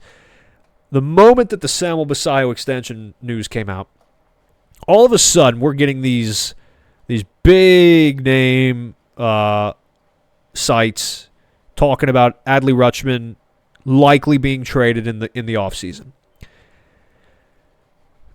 And they're using their justification in that. The justification that they're using in that is that Samuel Basallo just signed an 8-year extension with the Orioles. Okay. First of all, extension or not, Samuel Basallo was going to be here for the next 6 years.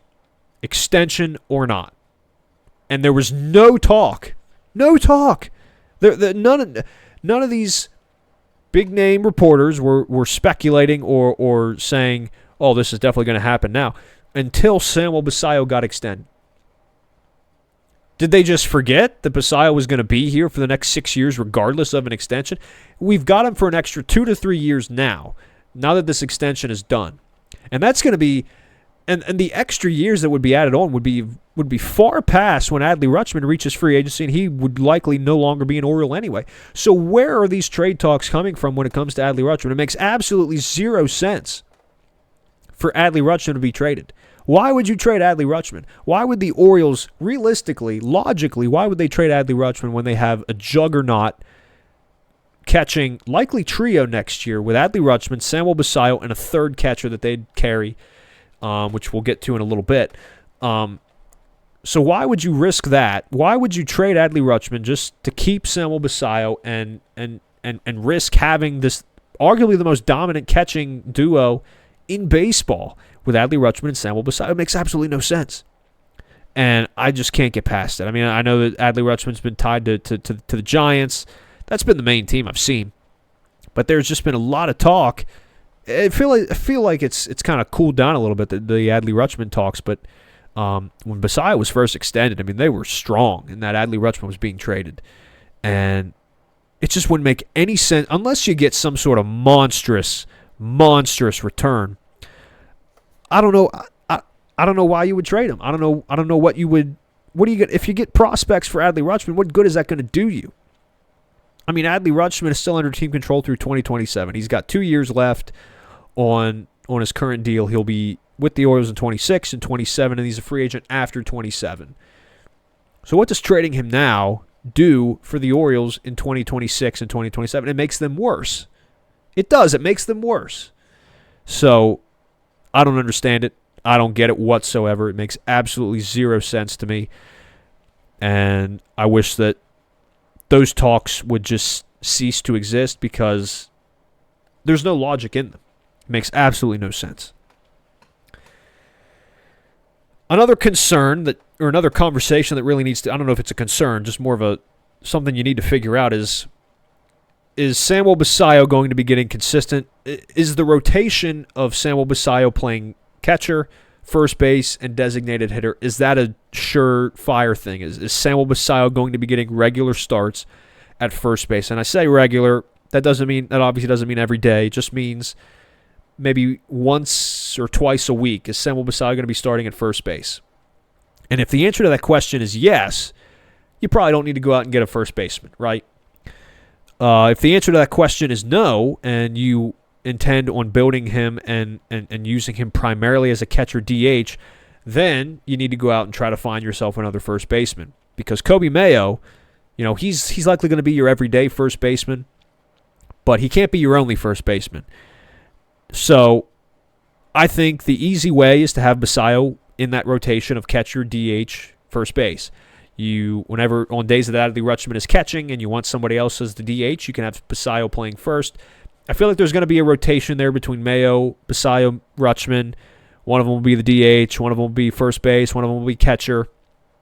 Obviously, Mayo will not be the catcher, but you understand what I'm trying to say, I'm sure. Point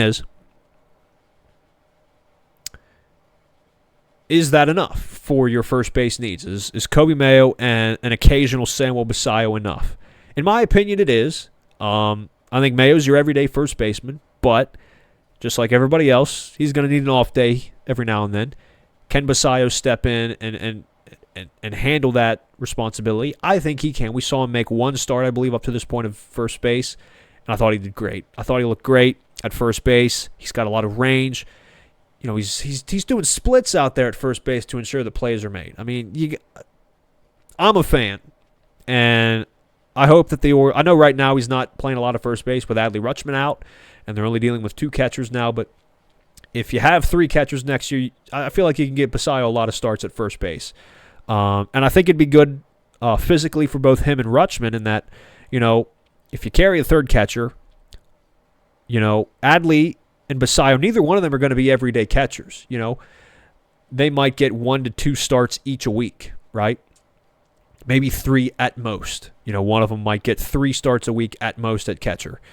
That can really improve their physical condition. I know Rutschman has been dealing with some injuries. I know the second half of last year he was really struggling, and Orioles were insistent that it wasn't injury related. This year we've seen him go down with a couple of different injuries. The catching position is grueling physically. I mean, it takes a toll on your body physically. So in order to try to take a little bit off for both Rutschman and Basallo, I mean, we saw Basallo left the game because of a risk that happens when you're playing catcher. You get hit on the hand by a foul ball. I mean, that's just the risk that comes with the position. So if you get both of those guys out of that position at least 1 or 2 more times than they normally would a week, you can really maintain their physical condition. They're not really being taxed physically by playing the position 5 games out of 6 in a week. You can get Basallo 2 starts in. You can get Rutschman 2 starts. You can get the third catcher 2 starts, and you're keeping all 3 of their physical conditions pretty much intact. And this year, I think, should be an eye-opener for the Orioles when it comes to the catching situation. I think if you lower the load for all of your catchers, I think it can serve really well long-term with your catching situation. I mean, the Orioles have carried 7 catchers this year because 4 of them have been injured. So I get that a lot of those accidents, a lot of those things were freak accidents, but if you lessen the amount of innings that all of your catchers are playing, it minimizes the damage and it minimizes your physical condition, and it allows you to, I think it allows you to be more healthy and potentially even focus more on offense, especially on days when you're not catching. And for a guy like Adley Rutschman, who has seen his fair share of struggles offensively, I think it's a big, big thing for him that I think it's huge for him to get back on track offensively, because when he's on offensively, the team goes with him. And the same can be said about Jordan Westberg. I feel like those two are the catalysts to the offense delivering. And when they're both out, this offense struggles. When one of them's going, the team goes with them. And right now they're both out, and the Orioles were struggling a little bit. They had a really good couple of series against the Padres and Dodgers without them, but offense still wasn't great even in those victories. The pitching was just able to carry a lot of the load in some of those games. So, I think it's very important next year to carry 3 catchers, and Adley Rutschman, Samuel Basallo being 2 of those catchers. And if Adley Rutschman's not here, you're going to be carrying 2 catchers, because who else? I mean, why would you carry a third catcher? Because you're not going to try to get at bats for an Alex Jackson or a Maverick Hanley at the DH spot. I think it makes so much sense to carry Samuel Basallo, Adley Rutschman, and a third catcher next year. I think it benefits everybody. I think it benefits the team. I think it benefits Basallo. It benefits Rutschman. It benefits the third catcher. It benefits Kobe Mayo, because he doesn't have to play first base all the time, So many benefits. It just seems like a no-brainer to operate that way. Jorge Mateo. I think we all have our opinions on Jorge Mateo, whether they're good, whether they're bad.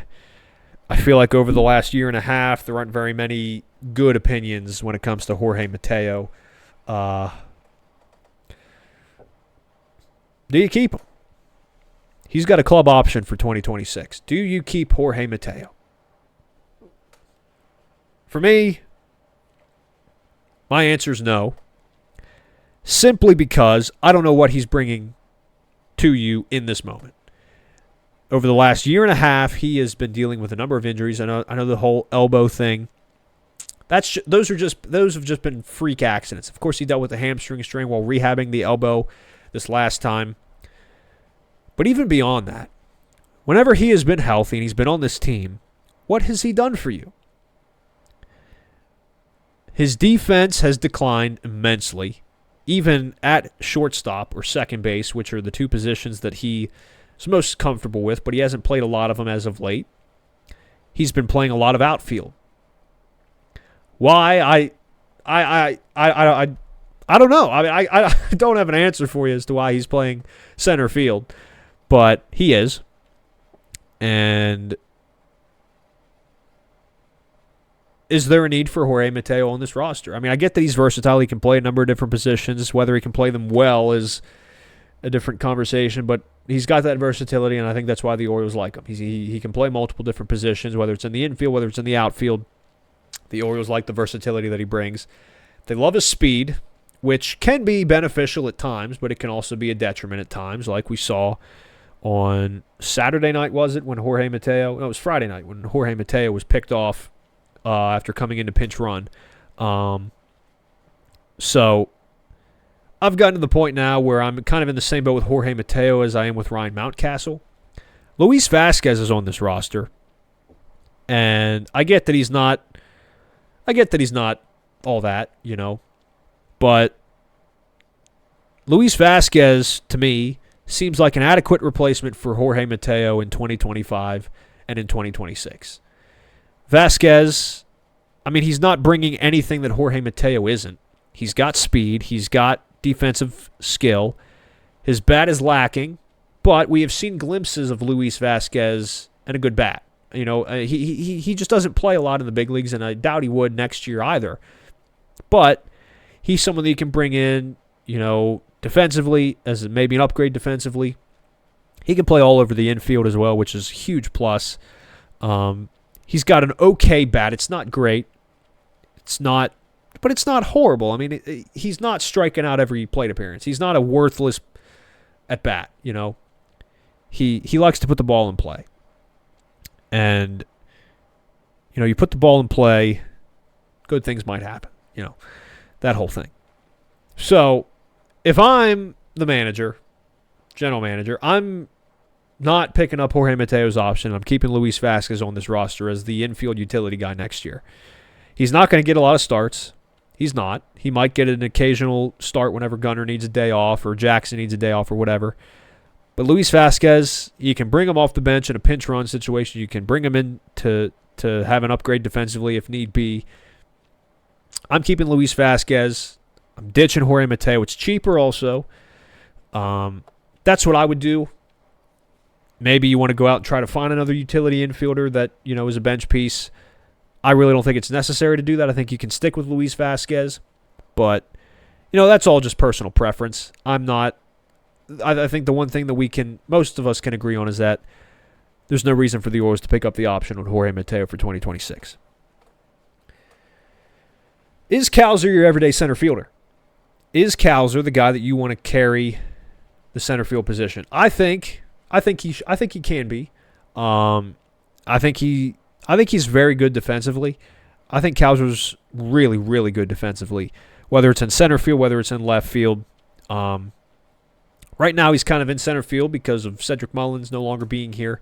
I think Cowser's doing well in center field, but I also really like him in left field. But the conversation also becomes that if you play him in left, where does Dylan Beavers go? Where does Jeremiah Jackson go? Where does Tyler O'Neill fit in? Because Tyler O'Neill is going to be on this team next year, and he's not going to play. He plays the corner. The thing is, with Beavers, Jackson, and O'Neill, they all play the corner outfield. So, if you don't want Colton Cowser playing center field, you're going to have to go out and find somebody to play center field, or you're going to have to stick Dylan Beavers in center field where he's not all that comfortable in, or you have to stick a Jeremiah Jackson or a Tyler O'Neill in center field, which, if you have Colton Cowser, why would you bother doing that? So I think Cowser is your everyday center fielder, because if you take him out of left field, then you have potentially 4 corner outfielders, and then you'd have to go out and find somebody to play center field. And I understand that my philosophy of it's cheaper isn't the greatest, but you look at the roster and you have a lot of suitable players, whether, they're not all, 50-50 players like a Shohei Ohtani or an Aaron Judge, but they're suitable for what they're on this roster to do. Colton Cowser is more than suitable on this roster to be the everyday center fielder. And if you put him back out in left field, where does Dylan Beavers go? Is he going to ride the bench? If you put Dylan Beavers in right field, where does Jeremiah Jackson go? Where does Tyler O'Neill go? So I think it's easier to put Colton Cowser in center, and I think he does really well in that position. He's played it off and on whenever Cedric Mullins was here, but now it's more of an everyday thing. I think you leave him there. I really do. I think he's your everyday center fielder in 2026, because you now have a Dylan Beavers and a Jeremiah Jackson who are playing corner outfield and playing it fairly well. I know Beavers has had a couple slip-ups. I know Jackson's had a couple slip-ups, but overall I think they both have done more than their fair share of they've made more than their fair share of good plays out in the corner outfield. So I think Cowser is your everyday center fielder, and he stays out there. Is Tyler O'Neill a good enough right-handed hitting power outfield bat? When he's healthy, yes. But that's the thing. When he's healthy. When is he going to be healthy? That's the major question. And we have yet to get the answer to that because we don't know. We don't know if Tyler O'Neill can be healthy. He's been on the IL 3 times this year, all with different injuries. So it has just been an absolute disaster of a first year for Tyler O'Neill in Baltimore. He has not been able to stay healthy, and whenever he has been healthy, we saw the stretch whenever he came back on the 4th of July in Atlanta. From that point to the Philadelphia series where he got hurt, he was doing really well offensively. So whenever he's healthy, he is more than enough to make up for a power-hitting right-handed bat in the lineup. But I feel like you can't rely on him being healthy for an entire season. So the question becomes, do you need to go out and find yourself another right-handed hitting outfielder, like a Ramon Laureano? Or is Jeremiah Jackson enough to fill that role? And in my opinion, I think Jeremiah Jackson is enough to fill that role. I get that he's probably not considered a power hitter. You look at his build, you look at, his size, but he's got some pop in that bat. And I was talking about it earlier. Jeremiah Jackson has been a very pleasant surprise. And I'm going to say it again, it's a cheaper option. You don't have to go out and find somebody. But Jeremiah Jackson has more than proven his worth in this Oriole lineup, in this Oriole outfield, and he has proven himself to be a big part of this team in 2026. And when everybody's healthy, it's tough to find a spot for him. So I think that he is your fourth outfielder. I think that he should be your fourth outfielder. Maybe he doesn't start every day. Maybe there's a platoon situation with Beavers and Jackson. I don't know. That could be the case. Maybe not. Maybe I know you probably aren't going to want to put Tyler O'Neill out in right field every day or the corner outfield every day with his health concerns. You're probably going to want to DH him a good amount of the time. So that's where Jeremiah Jackson fits in. You can DH O'Neill, you can fit Jackson into right field, and there you go. You have two really solid right-handed hitting bats in the lineup there, and that's not counting a Kobe Mayo or a Jordan Westberg, assuming that they're all healthy. So I think Jeremiah Jackson's your guy. I don't think that the Orioles really need to go out and find themselves another outfielder, and there aren't very many good right-handed hitting outfield options in free agency. I know Rob Refsnyder, there was mention that he was a free agent. I did not realize that. I did not realize that he was a free agent after this year. He's not a bad option, but again, another thing with him, I mean, he's kind of like a Tyler O'Neill where, Kenny, he doesn't really play the outfield a lot. He's primarily a designated hitter, and we already have somebody that can't really play the outfield all that often because of health concerns, and that's Tyler O'Neill. So do you want to pick up another guy like a Tyler O'Neill? Probably not. I think Jeremiah Jackson is the more reliable hand. He's the cheaper hand.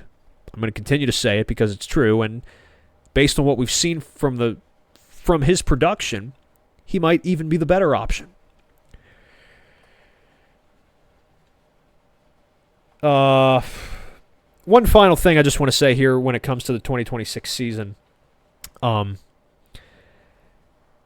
think the major key to the Orioles having a successful 2026 season is to maintain health. Health needs to be this year it's no secret that injuries did not help the Orioles get to where, it did help get the Orioles to where they are, but it did not help the Orioles succeed this year. So I think the key to 2026 is keeping the majority of the core position player group healthy simultaneously throughout. That includes, Basayo, Rutschman, Mayo, Holiday, Henderson, Westberg, Beavers, Cowser, Jeremiah Jackson. And you'd also like to keep Tyler O'Neill healthy. And whoever else you have on the roster. And that's just on the position player side. On the pitching side, you'd love to keep all those guys healthy, but it's obviously inevitable that some of them are going to go down. So you have to have some good backup options. That's where Cade Povich fits in. If a starter goes down with injury, you can slot into Cade Povich, you can slot into Tyler Wells, you can slot into Albert Suarez, you can slot into Grayson Rodriguez if need be, if he's healthy. So I think if you re-sign a Zach Eflin, like I said earlier, and you move a lot of other guys to the bullpen, you have yourself a lot of good options. And if you move one of those guys out of the bullpen, you can call up a young guy like a Cade Stroud or a Grant Wolfram or a Yaramil Geraldo or whoever else that you might sign to minor league deals, which is a completely different conversation. I feel like that could be a good rotation where, you have a number of guys that could pitch either in the rotation or out of the rotation in the bullpen. So if a starter goes down, you can move one of those swing guys into the rotation. You can call up a guy from AAA, a young guy, to see what they can do. That's a good rotation, I feel like. You're not having to go out and trade for someone. You're not having to go out and sign someone. Now, obviously, the extent of the injuries is to be seen. Who knows? You could get 4 or 5 injuries at a time with various pitchers, and then what do you do? But I feel like you have enough backup options in the bullpen with Povich, with Suarez, with Wells, with Grayson, that you're good to go at least for the first half. Where if a starter goes down, you can slot someone else in, and then just kind of rotate guys in and out of the bullpen from AAA with guys with options.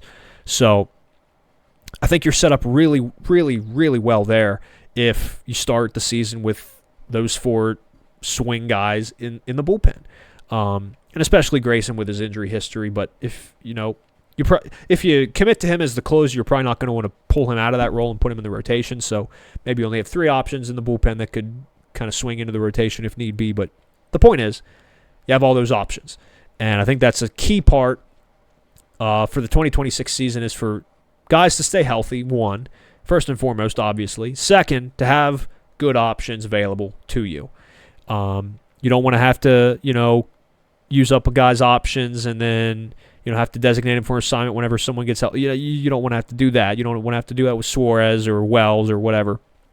So you make them available in the bullpen. You keep them on the roster, and you don't use up their options because I think they're all worth a roster spot in the big leagues, but just not in the rotation per se. So only if need be. So I think that is a huge part to the 2026 campaign is just being prepared, being ready, and having your options readily available so you don't have to go searching in your minors for them. So I think that'd be a good step forward for the 2026 campaign. The final thing I want to get into on this premiere episode of Locked In On Orioles, I do just want to slightly cover the weekend series. This is kind of what I want to do mostly on these Locked In On Orioles podcasts is just kind of recap the previous series. I understand that it has taken me an hour and 50 minutes to finally get to the series, but this is the premiere episode, and I just wanted to cover pretty much the entire Orioles season the best I could, discussing injuries, discussing nice little surprises, discussing some of the positives and negatives of the season, and kind of look forward towards 2026. And we're going to have a lot of conversations regarding 2026 in the coming weeks and months because that's what the future looks like. And obviously, this was my little outline for what I would like 2026 to look like, but that's obviously not going to be what the reality is. So there are going to be a lot of conversations to be had regarding the 2026 Baltimore Orioles. So today I just wanted to kind of lay out my foundation for what I would like to see for the 2026 Orioles. So I do apologize for the length of this, but I do not intend on all these episodes to be this long, but for the premiere episode, I feel like there was a lot of back story, a lot of information that kind of needed to be filled in, just to kind of build up to what exactly that this podcast is going to be all about, which is just the Orioles. And for this to be the first episode, it's coming in September.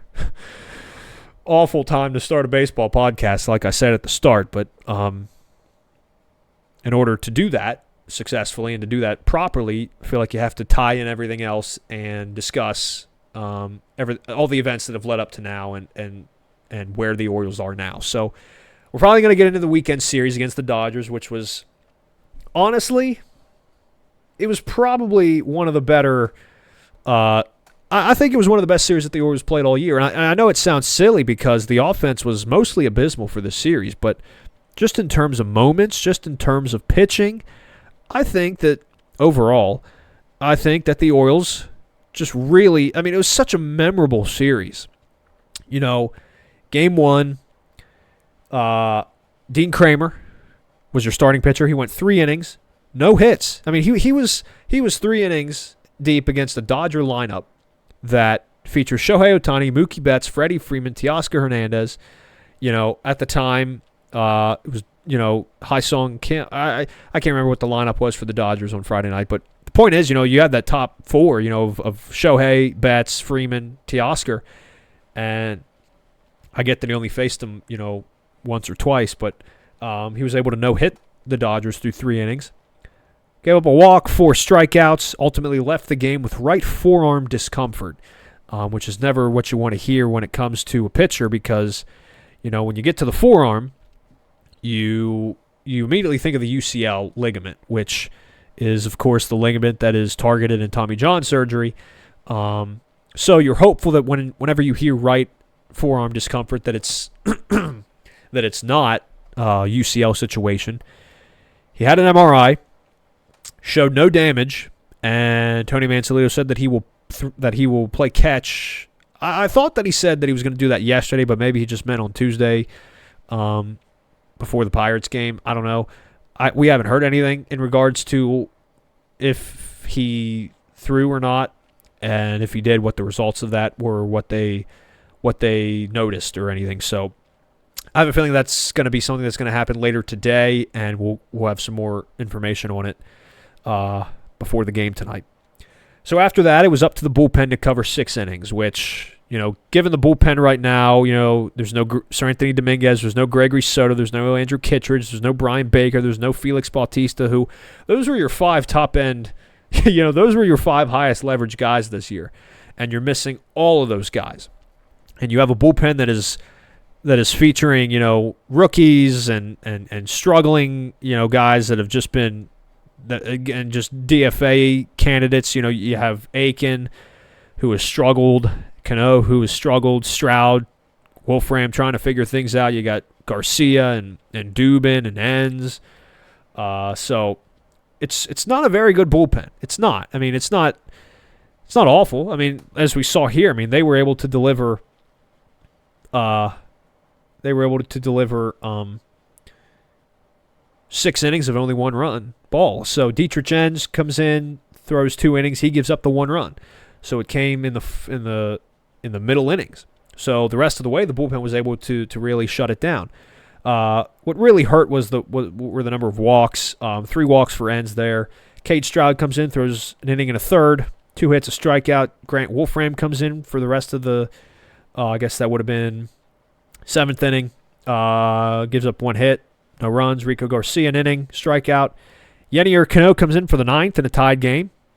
It was a little questionable, but it worked out okay. He had a really good outing. Got a strikeout, and he ultimately got the win.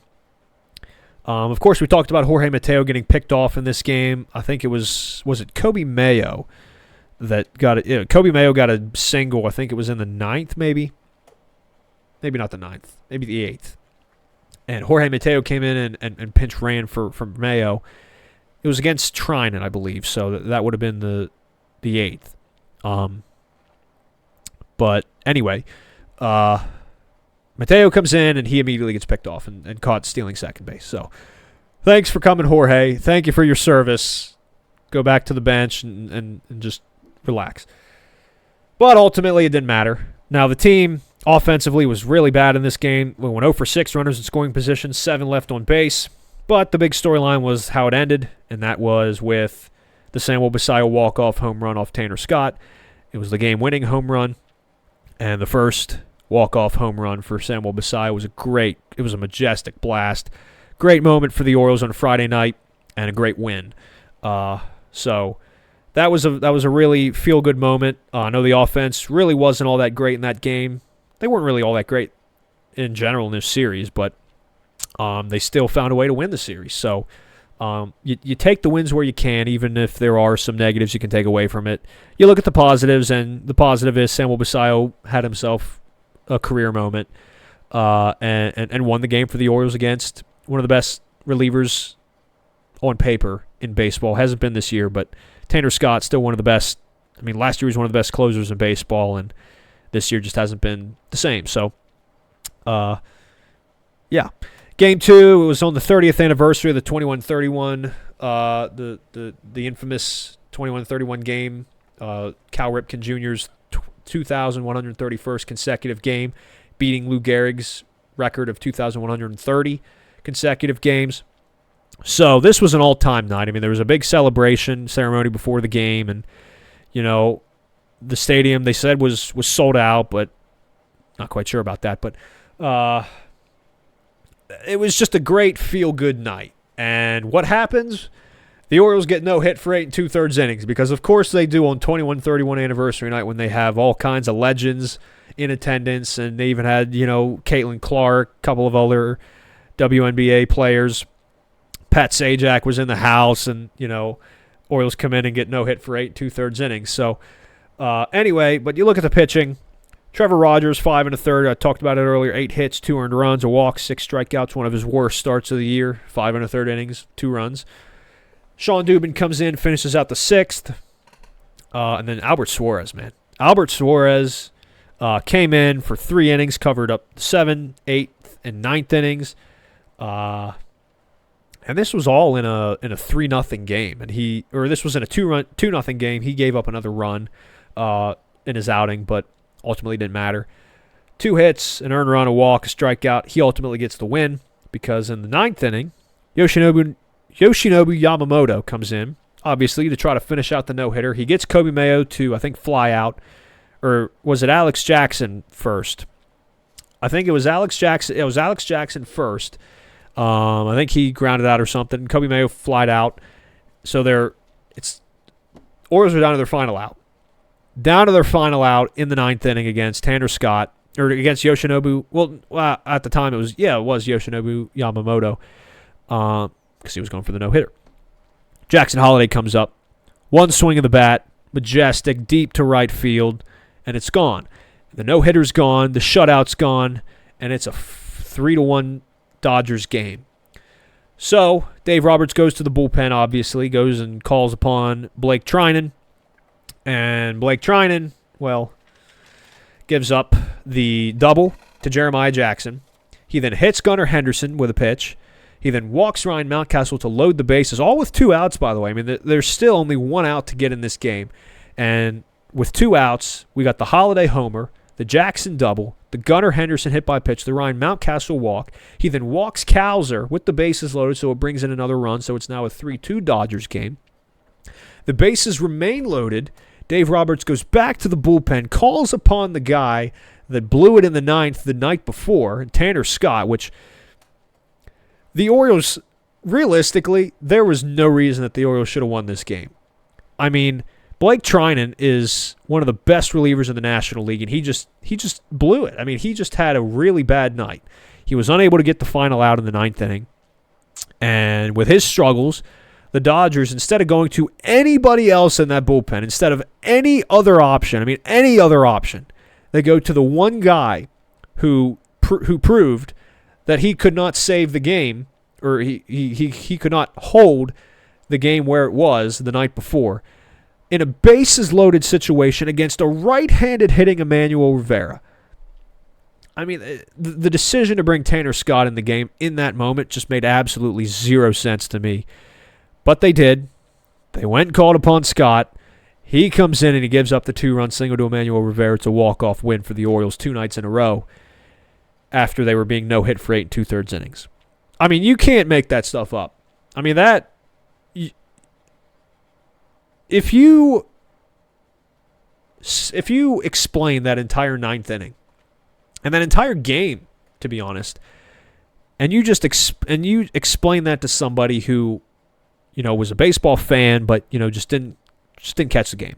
You're just informing them of what happened in this game.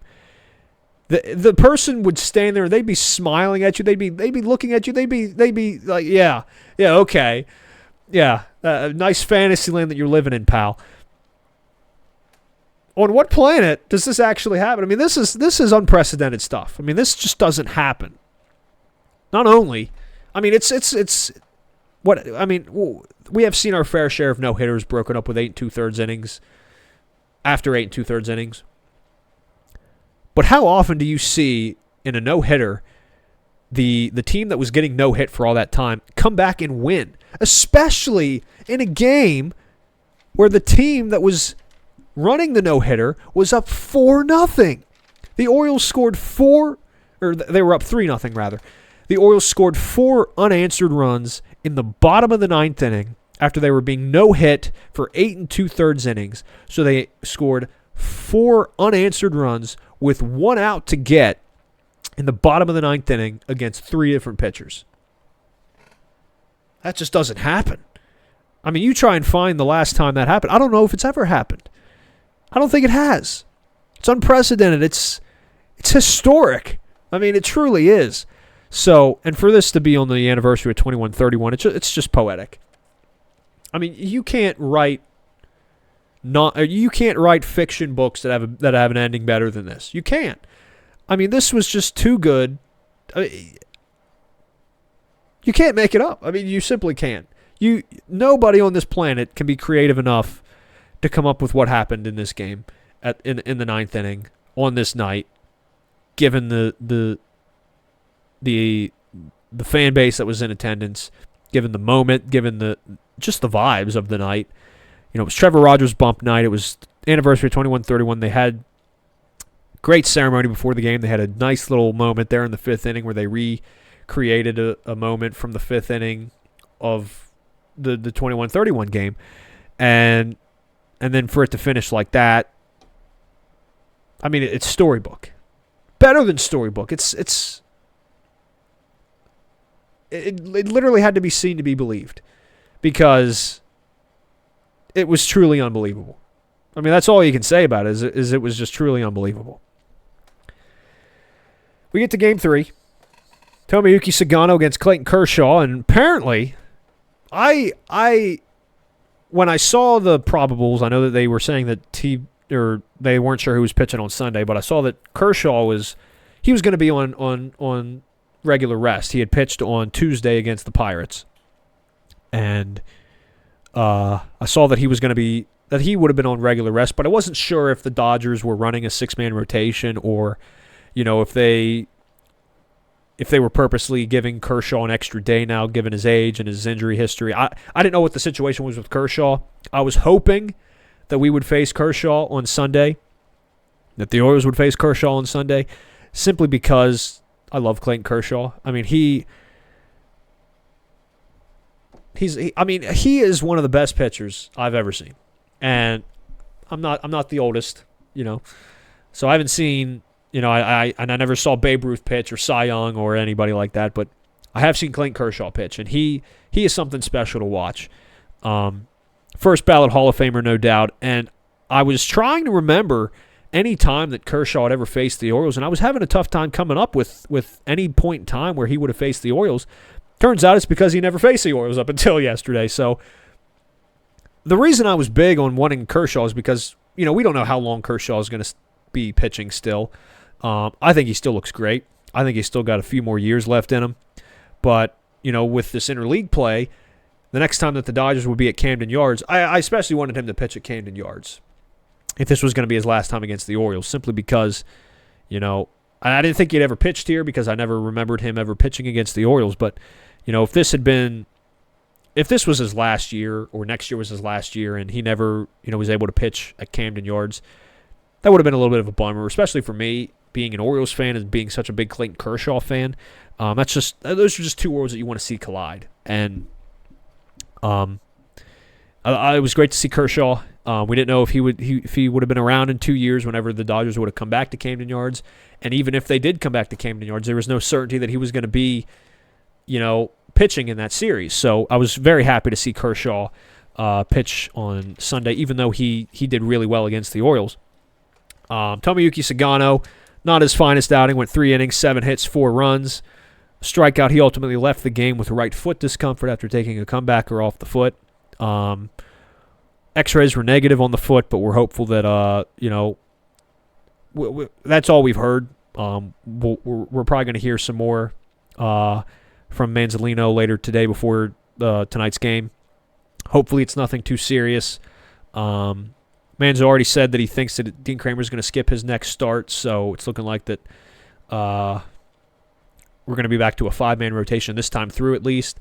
And it'd be devastating if, you lost Sagano for a turn in the rotation too, because then what would you do then? I mean, you'd have to likely put somebody on the IL because you'd have to call somebody up to start. But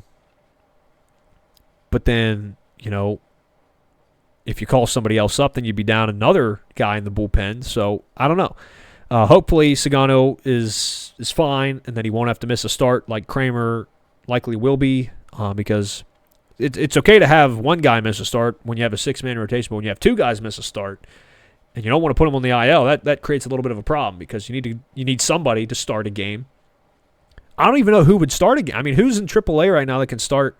I mean, you're not going to call up Trey Gibson or Levi Wells or any of the new guys that they just called up. Roansy Contreras is with the Rockies now. I don't know who would start. Brandon Young's on the IL, so I really don't know. So hopefully Sagano's okay. The rest of the way, the bullpen gave up 1 run across 6 innings. So second time in this series that the bullpen had to cover 6 innings. And again, the bullpen gives up 1 run in those 6 innings. Grant Wolfram pitches 2 innings, scoreless. Cade Stroud, a scoreless inning. He continues his hot streak. Keegan Aiken, a scoreless inning with 2 walks. Yenier Cano continues his comeback in a scoreless inning with a strikeout. Enrico Garcia gives up a run in the 9th. An inning, 2 hits, a run, a walk. So that was that. In this game, I forgot to mention that in Game 2, runners in scoring position 1 for 3, 3 left on base. On Sunday's game, 1 for 4 runners in scoring position, 7 left on base. So combined, the Orioles went, 2 for 13 with runners in scoring position in this series, and they left 17 guys on base.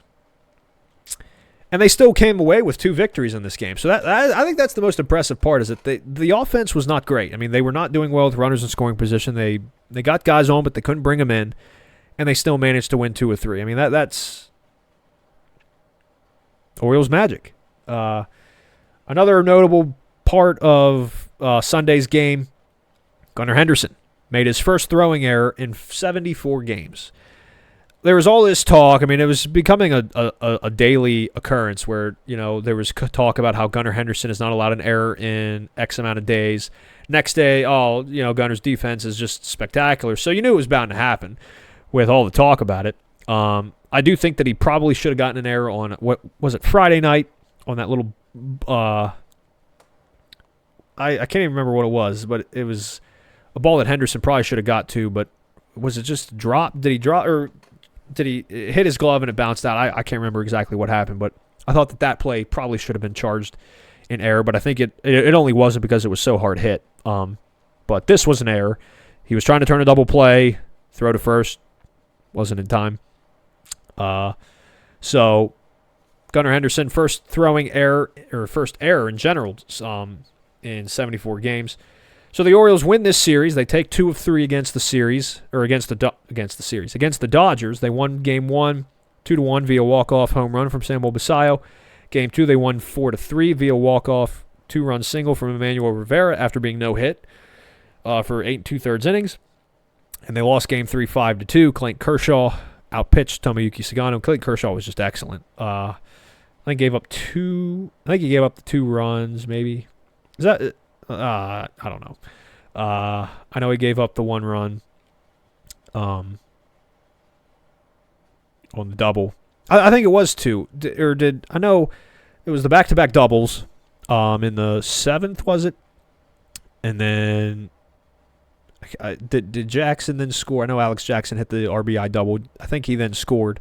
So I think it was 2. I think both runs were charged to Kershaw, and they both came in the 7th. So that was that. I'm running on memory here. I have some notes here, but I don't have the notes on the Dodgers box score or anything. So trying to work on memory here. We're gonna test my memory on this podcast. I'm always gonna have notes, but when it comes to what the other team has done, I'm not gonna write that down because. So I'm gonna have to pull that from memory, but last thing I want to do here is preview the upcoming Pirates series. So the matchups for the Pirates series for Game 1 tonight, we're going to see Kyle Bradish take the mound. Kyle Bradish against Mike Burrows. This will be Burrows' first time facing the Orioles. Kyle Bradish has some experience pitching against 4 Pirates. Ji Hwan Bae, he is 1 for 2 against Bradish. Andrew McCutchen, this is interesting. He's 0 for 3 against Kyle Bradish with 3 strikeouts. So let's see if we can keep that little trend going here tonight with Bradish. Tommy Pham, 1 for 12 with a walk and 5 strikeouts. And Brian Reynolds, 1 for 3 with a strikeout against Bradish. So that's tonight. Tomorrow night is the big one. Tyler Wells gets the start for the Orioles, and he will face Paul Skeens. And this is going to be the first time that Paul Skeens faces the Orioles in the regular season. Now, these two Paul Skeens has pitched against the Orioles. He did it this year in spring training, I believe, twice. I don't have those stats here because it's spring training, doesn't really matter, but just notable. So, Paul Skeens, he has faced one of the Orioles before, and that was only Alex Jackson from when he was with Tampa Bay last year. Alex Jackson is 0 for 3 with 2 strikeouts against Paul Skeens. Tyler Wells does have some experience against some Pirates. Ji Hwan Bae, 0 for 2 with 2 strikeouts. Let's see if we can continue that. Joey Bart, here's an interesting one. He's 2 for 2 with a double and a home run. So let's see if we can relax there a little bit. O'Neal Cruz 1 for 3. Andrew McCutchen 0 for 1. Brian Reynolds 0 for 5 with a walk. And Jared Triolo 1 for 3 with a strikeout. So really we just have to look out for Joey Bart against Tyler Wells. Really good career against him. Small sample size, of course, but still interesting. And finally, Game 3, Cade Povich will get the start against Johan Oviedo. Cade Povich has faced one of the current Pirates, and that is Spencer Horwitz from when he was with Toronto last year. Horwitz is 0 for 3 against Povich. Johan Oviedo, he has faced the Orioles before, and he is Dylan Carlson is 1 for 6 with a walk and a strikeout against Oviedo. Gunnar Henderson's 0 for 2 with a strikeout. Jorge Mateo's 0 for 2. And Ryan Mountcastle 1 for 3 with a triple and a strikeout against Oviedo. And that is the upcoming series that begins tonight. Orioles against the Pirates at home at Camden Yards. And that's the upcoming series. I will be back with episode 2 of the Locked In on Orioles podcast on Friday. We will discuss the Pirates series and discuss any other news in the world of Orioles and maybe in any other substantial news in the world of Major League Baseball. So I really enjoyed this first episode, and I hope you did too.